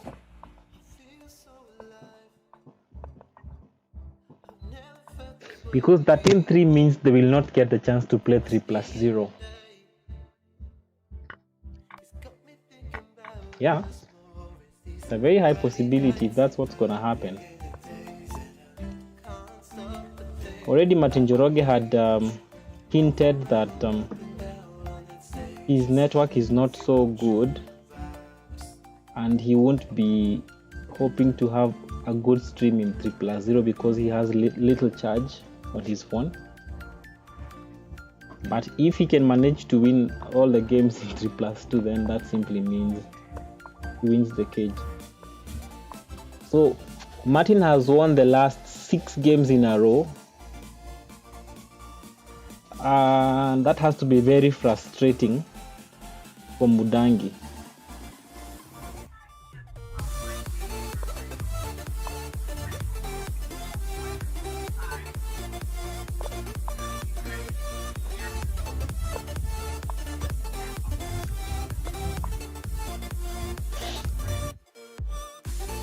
A lot of bishops and queens maneuver by black. I feel maybe because of the losing streak that Mudangi has had, he's not so aggressive like he was when he started the cage. He was playing very well when he started. I was really seeing him taking Martin out. But I also suspect that Martin has found some lines that Mudangi is not comfortable. And that's usually what happens in a cage match. You play a few games, someone realizes that you're playing a certain line poorly and they stick on it. And once that happens, then if you don't correct your mistakes and don't change your lines, because I feel Mudangi is sticking to the same line as White. Oh, we are seeing a Greek gift, but will we attack? Bishop h2 check. If you take knight check, king to g3, we are seeing a possibility of h5 followed by queen, but will it work? No, h5 and then h4. No, I think I just take. Why to just capture the pawn? Yeah, I just take. But make sure you don't after the check. Yeah, that's the correct response. All right, yeah.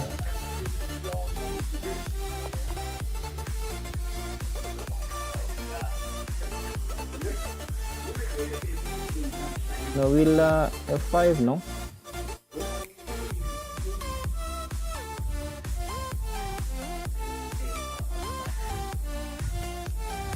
So the threat here is discovered and queen falls.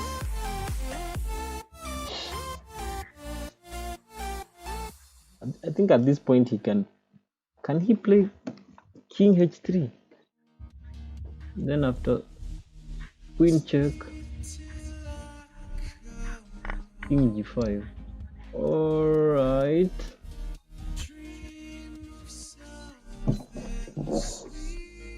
Yeah, white has been trapped. It's bad now. Because the threat of mate. It's bad. It's bad. The sack has worked. There's no way this queen is gonna stop.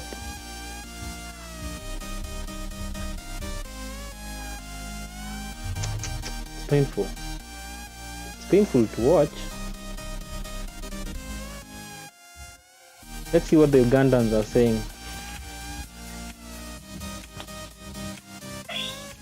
Yeah, guys are laughing at me that Magana destroyed me. It's true.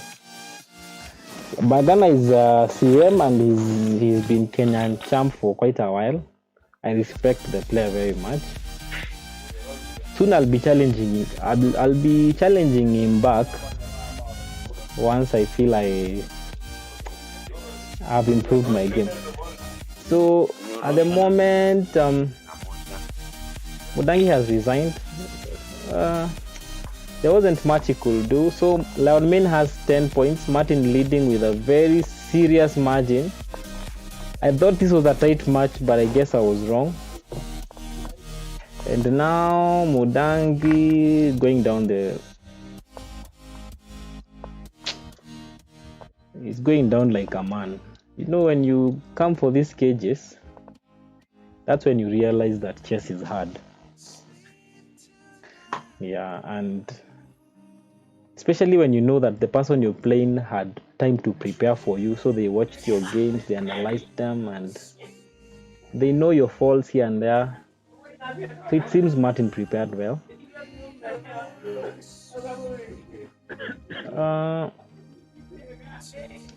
We're now seeing a scenario where now looks like a normal exchange.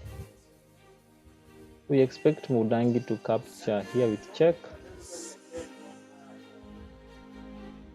Martin will most probably take with queen, and then he can exchange the knight, and it's very drawish. I'm not seeing any tactical play unless black allows it, but there's none at all. Bishop takes check.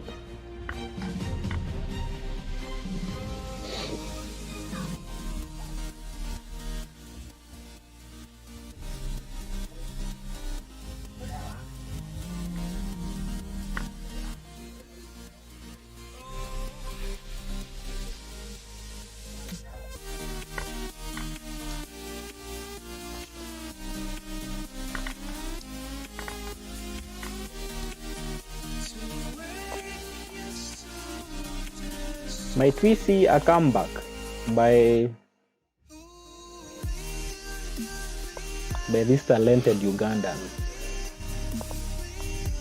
It's interesting that I don't know who challenged who.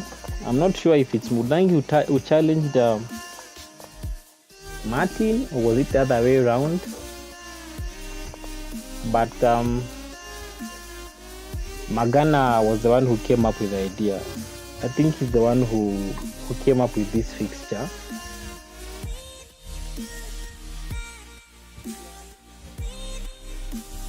Surprisingly enough,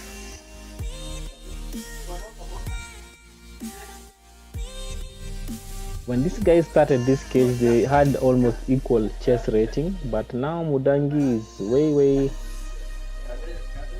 he's almost losing almost 100 elos.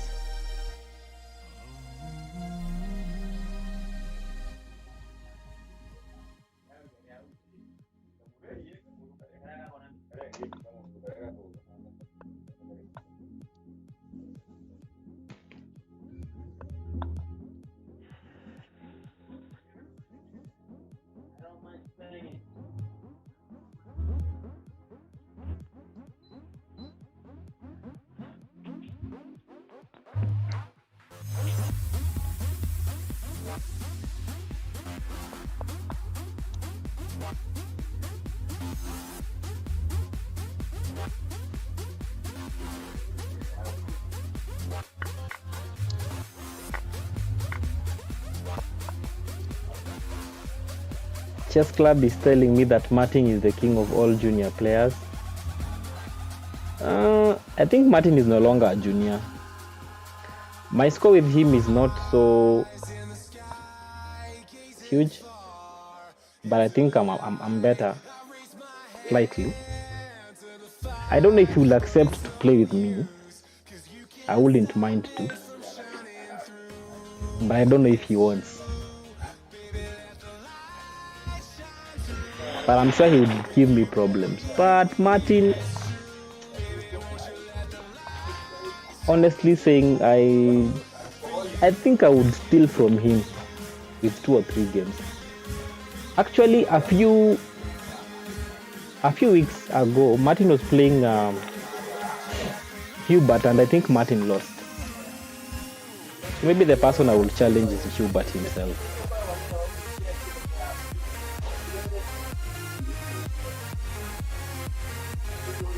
So on the board at the moment,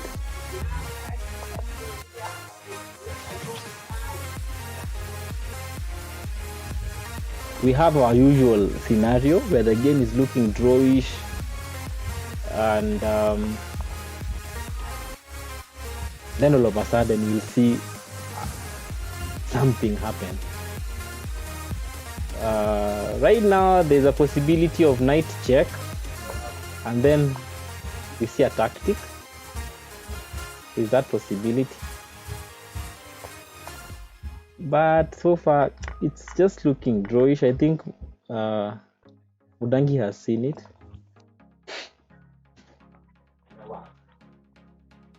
I think at this point f5 wouldn't hurt. It should have been played earlier, but we expect a move like knight g3.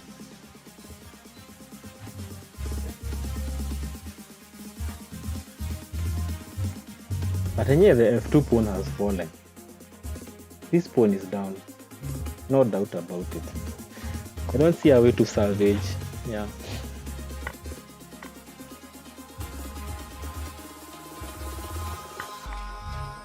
Ouch! Why? Oh, okay. Yeah, because if you take, yeah, it's a clever way getting your pawn back. But does he really get his pawn back? Maybe he does.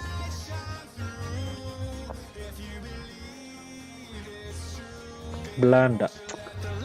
Ay, Mudangi, surely. Then he would have gone for the simpler exchange other than go for complications. Now he's lost his rook. I don't know what's happening to Mudangi. Okay, maybe he could have just taken the rook then, and then it's a drawish position. Now he, like I said earlier, but now he can get his knight back. Alright. It's not yet lost. I think I was overreacting.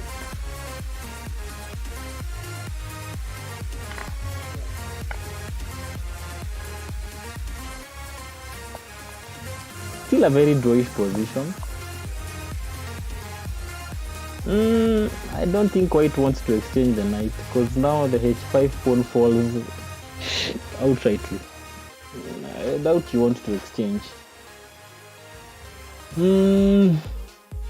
Maybe try and relocate and see if you can get your knight to e5.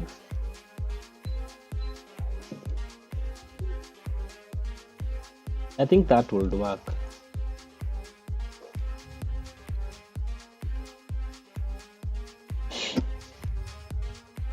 So I'm still wondering what Mudangi is thinking. At this point, Martin has very little to lose. The position is still drawish, considering that this pawn cannot get foolproof pass unless this king gives assistance, because this pawn is doing a good job stopping them. So right now,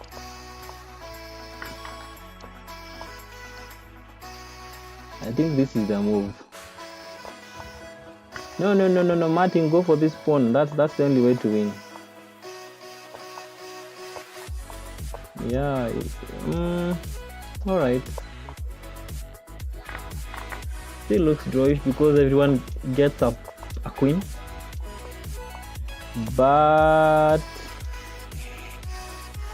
please note that Mudangi should not be tempted to capture this pawn. It will be very unrealistic. So it's still a draw. This could be a draw, unless now we see another miracle, because these things are happening. All right. So what do we have here?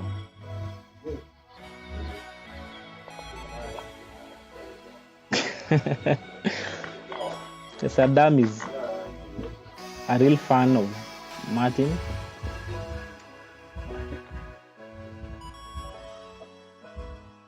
Okay.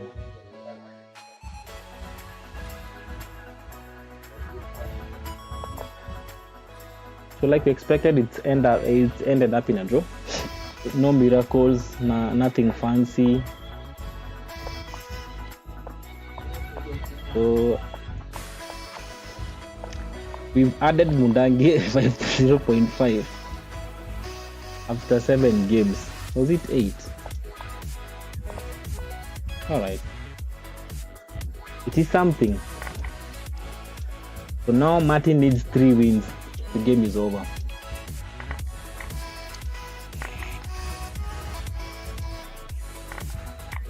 So 2 more games, then they go for a break.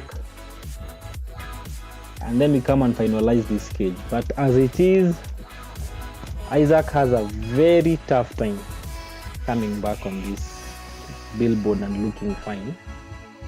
As it is, we are seeing early queen exchanges. Maybe Mudangi could have tried knight f6 check just to spoil the pawn structure, but it's alright. Sometimes it's good to see such small opportunities, even if you're...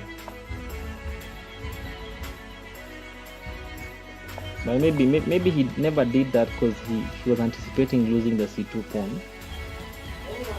which is okay. I guess he played the correct line.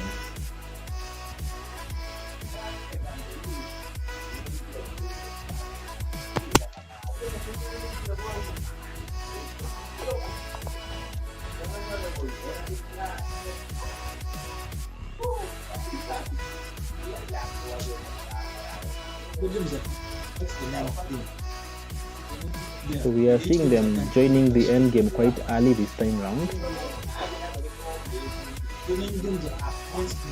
Of course, right now we are seeing a threat of discovery, but does it work? No, it doesn't. Would it? No. I think I was expecting bishop there with the ideas of maintaining this diagonal. I think this diagonal looks good to me than this one. Hello. Martin. Yes. Martin. Yeah. The games are done. But 3 plus 2, that's the 9th game. Supposed to be 8. What do you mean the 9th game? Yeah, you already played 8 games, 3 plus 2. Not yet. Yes. Okay, I can't check right now to this game like that. Let me come to your rescue, guys. Like us? Like that. Just a minute. Yes, guys. What are you saying? Is this the 9th game in plus 2 or the 8th game? So far you guys have played 14 games, right?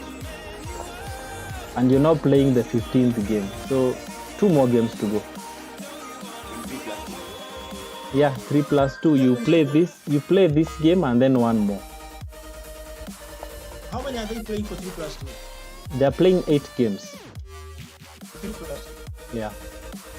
8 games each format. So far they've played a total of 14 games.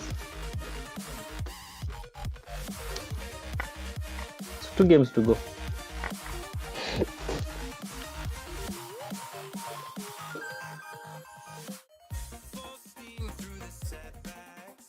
So that we are hoping to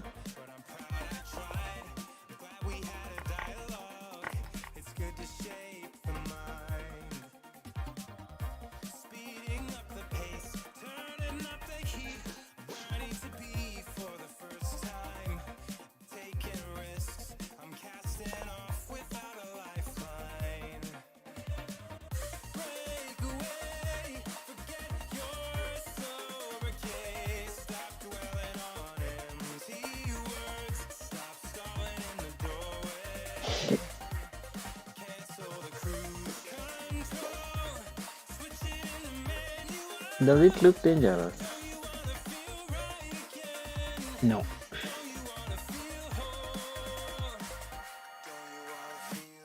I think white should just proceed and take the a7 pawn. Can always come and take this pawn. I think white is just fine. Oh, he's taking. Why? Okay, because it's okay, it's just safe. But now he might see this. No, nothing. And this pawn is gonna fall. These two pawns are not happy. I don't see why this move was played. I don't see why. Gee, why? Why? I think that was an inaccurate move. Right now, Martin should realize that the king is alone trying to protect these two guys. So if he had tried something that, maybe if he had tried a move like that, it would have worked. Or even that, what he's playing now. But it would have been better when the bishop was protecting the pawn. Now he'll be forced to... Why? I think there's something I'm not getting.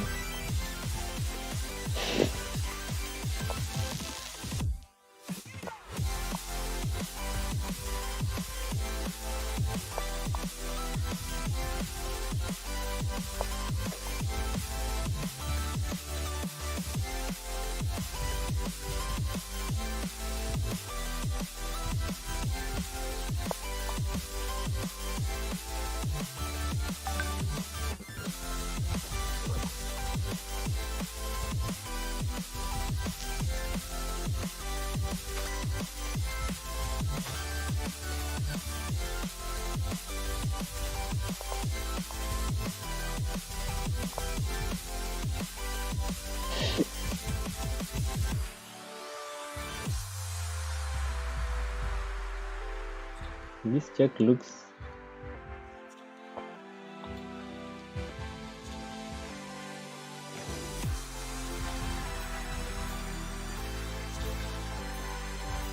So it's... right now, white is fighting to capture this pawn. But it really doesn't make so much sense to me.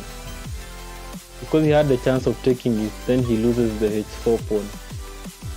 Because either way, the h4 pawn will fall, even if he's allowed to capture at this point.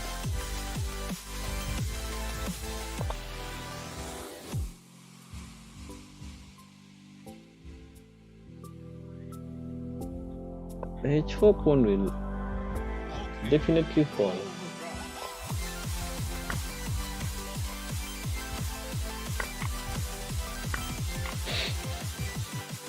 Bishop push check. Can you dig it? Then rook check, and this fall. Mudangi has blundered again.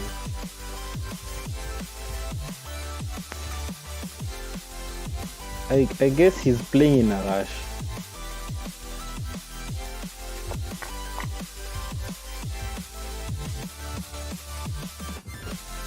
(11) loading. Rook check. Oh, how sad. Where? Brutal. So they're playing this as the last game for 3+2. Then they'll come and play 3+0, and we might see this cage ending quite early because Martin only needs one game. Martin only needs one game. If he wins this one, the cage is over. Now this is really tight. Could be seeing a very early end to the cage. So let's see what happens. This is really, really, really tight.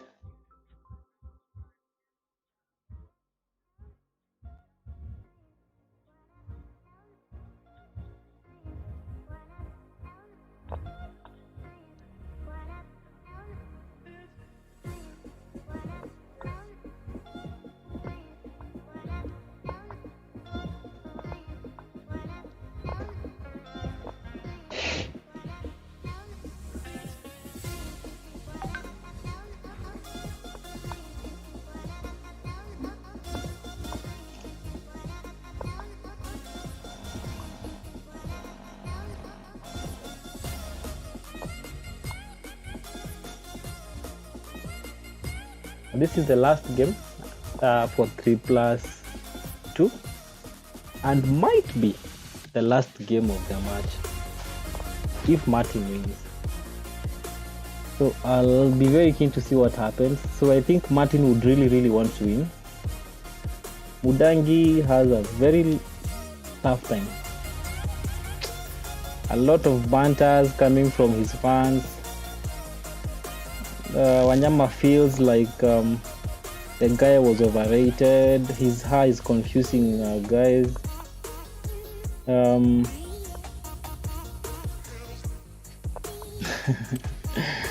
A guy called Comrades Chess, I suppose he's from Uganda. He says not really, maybe we sent a young man.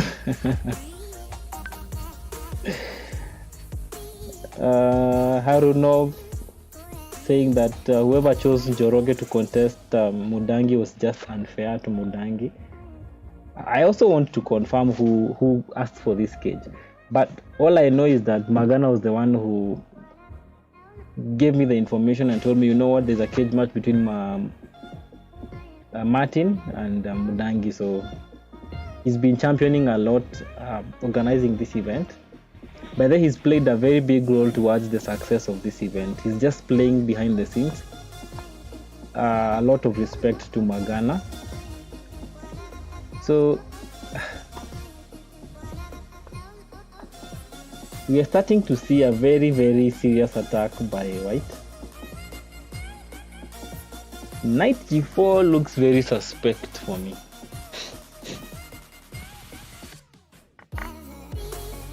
It looks suspect.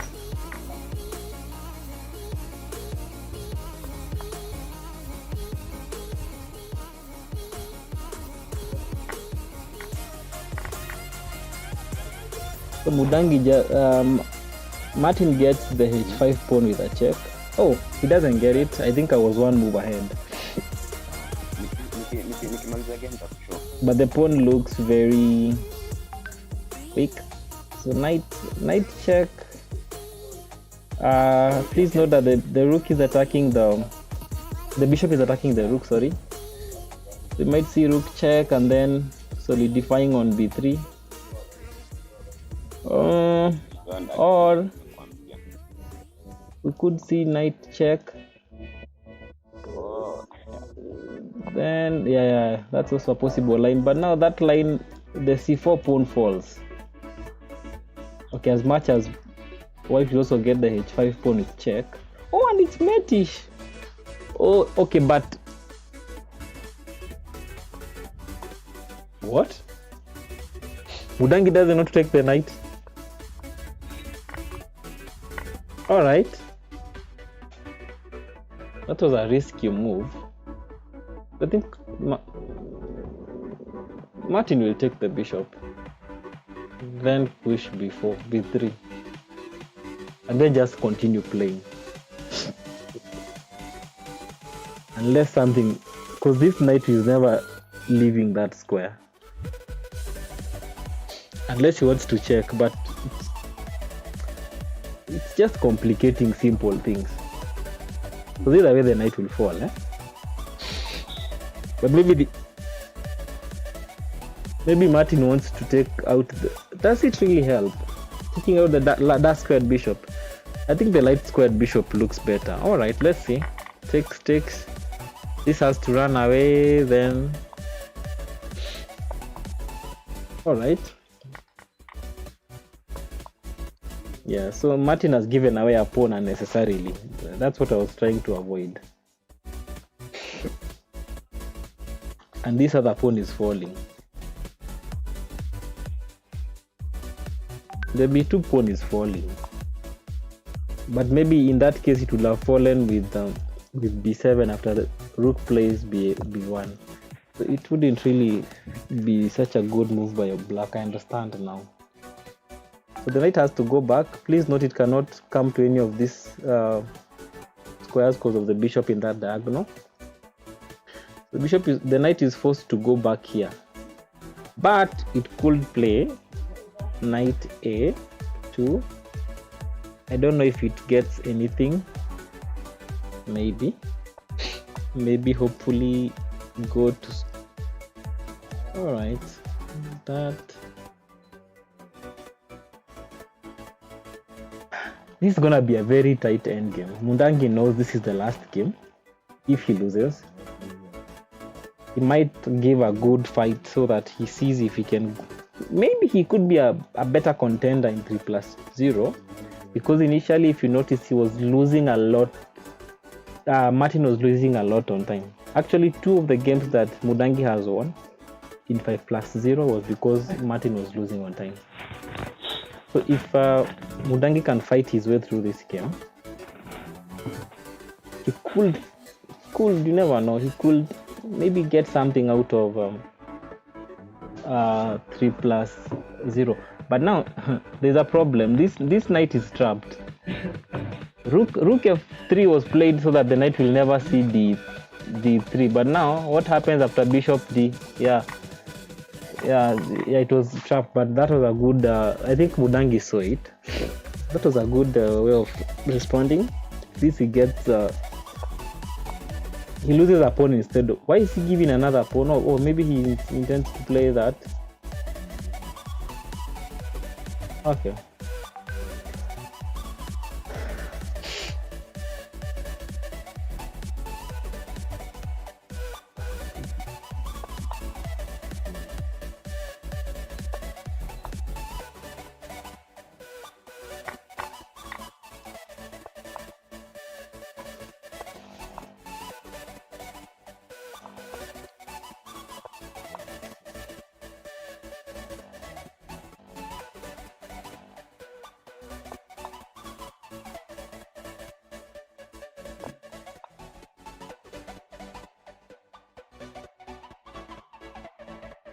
Oh.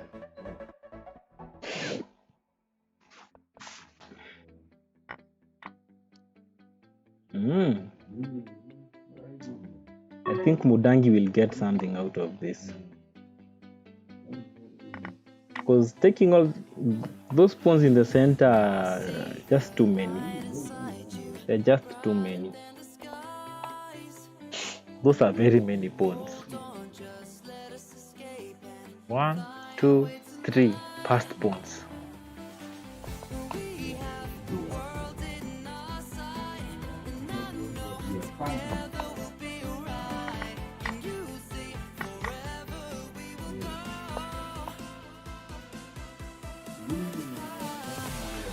Wow, that's a very wise move. Mudangi is taking this one. So it seems.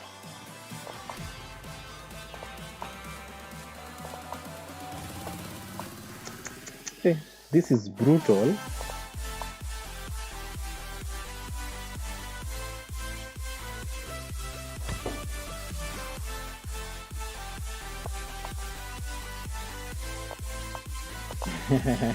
Mate. Yeah, well played by Mudangi. Good game. So we are seeing 3+0. For those who are thinking that it's gonna be 13-3, I'm sorry. The 3+2 is over. So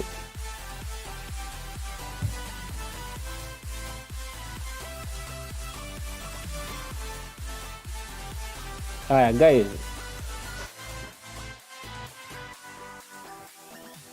what do you think? We take a break or you go straight into 3+0? I let Mudangi decide, but the charger for the phone I'm using to stream it is not so good. Mudangi, what do you think? Do we proceed or? Now, you guys can proceed. So one of you can send the challenge for 3+0 and then you can proceed.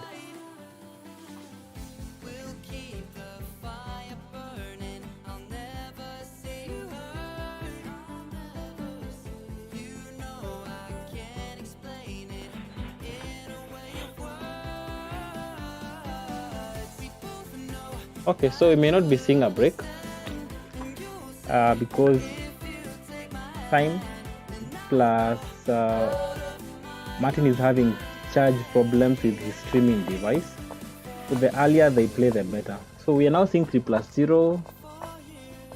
This is it should be faster than all the time controls we've watched, because in this case there's no increment and 3 minutes is not so much time. Let's see who wins this one. So this is the first game. I have a feeling Mudangi is better in this. Let's see how this one works out. Okay, so knight before. Why? What takes? Why? Why double your phone?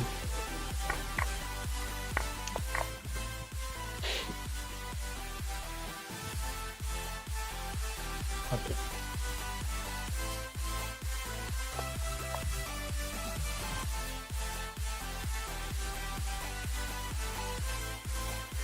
So the sad thing is that if Martin wins any game, it becomes a draw. I know he wins the match. So for Mudangi to win this cage, apparently he needs to win 9 games in a row. That's a lot of games.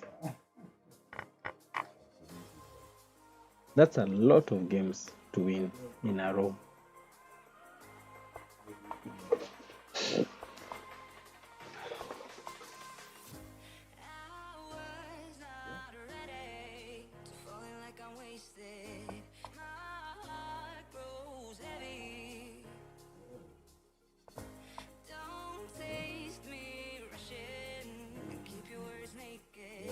You might see rook.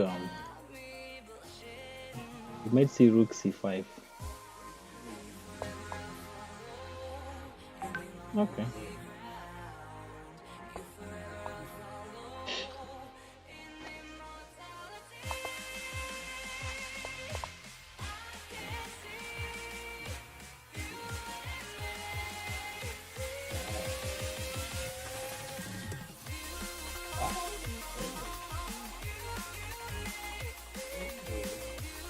This bishop is very strong on that diagonal. It has stopped all ideas for black. Black has nothing at this point. Maybe he can try, maybe he can try a rook before, then attack this pawn with a knight. But the bishop is playing a very good job stopping such ideas. And if you guys have noted, Mudangi has very quick tactical thinking, and that could play a very big role in him surviving a bit. So my prediction of 12-6 might be correct. Could win the first 2 games following up, or he could even come back and surprise us all. Because I'm sure right now Martin is playing under the pressure of winning. You know, when you play under that kind of pressure, but he knows I only need 1 game to win, it becomes even so many games before you win that 1 game. I know that feeling.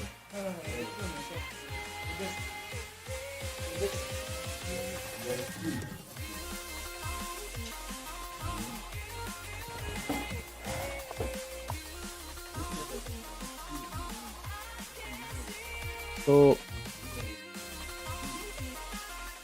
one of the 2 players, most probably Martin, will become 4,000 richer.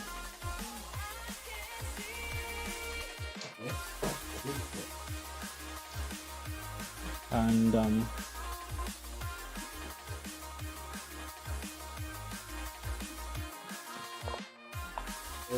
run away with the bragging rights. So far, Martin has played several cages, and so far he has not lost. No, wait, he has lost to Hubert. Yeah. But he won against Milton, Njoroge. And now he's possibly gonna win against Mudangi, most probably.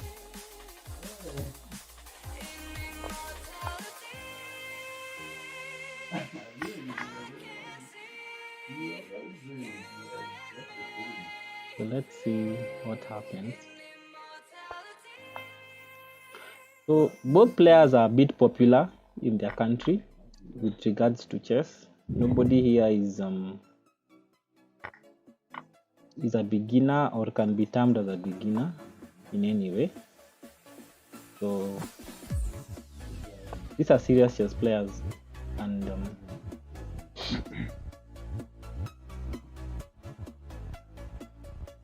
it's a serious cage match. So we are seeing a possibility of queen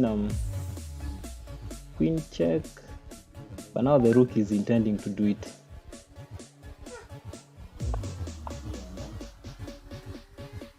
I think that's a good response by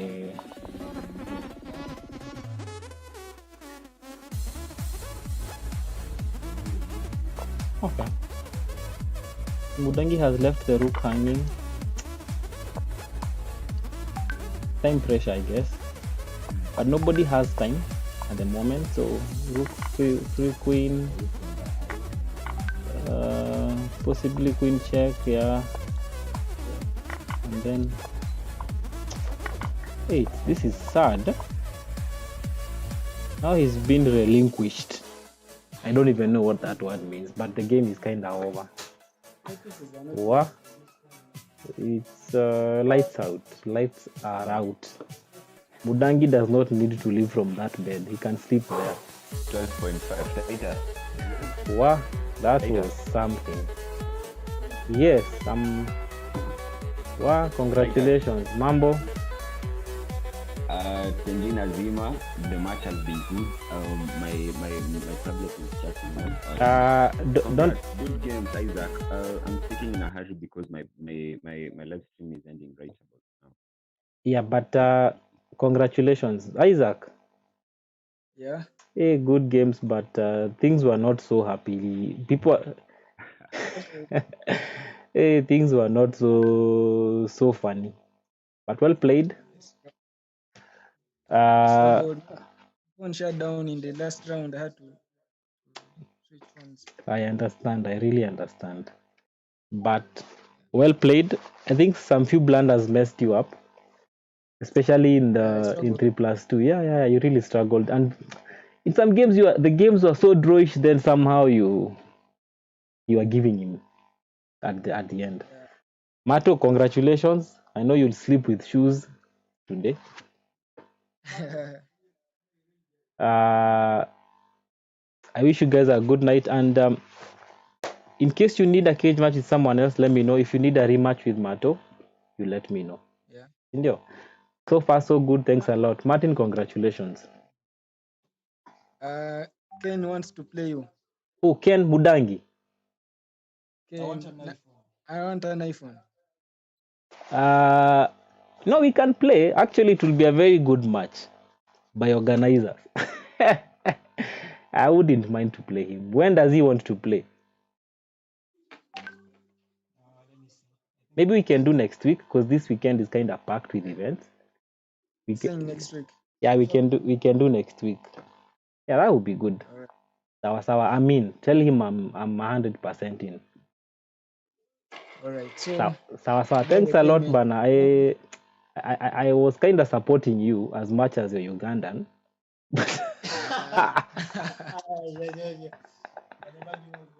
No, honestly, I thought you stood an upper hand. In fact, this is the first time anyone is losing after the polls have said they are gonna win. Like the polls said you will win, and I usually go with the polls, so I thought you would win. But nonetheless, good games, and I know it's these cages are different. You know, people who've never played, they don't know. Yeah, so there's a very big difference between playing here and playing there. Anyway, have a good night. I've even lost him. Good night. Thanks, guys, for those who watched. We shall see more games coming up. So tomorrow we have 2 cage matches. There is a cage match between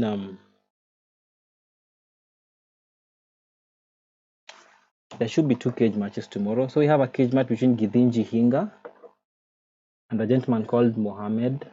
Then we also have a cage match tomorrow between Mehul and Mehul and Panchol are playing on Saturday. But I'll update, guys. Mudangi, Asanti. Lala poa. All right. I know it's not the best night, but try and sleep. I'll get sleep. Sawa. Good night. Good night. All right.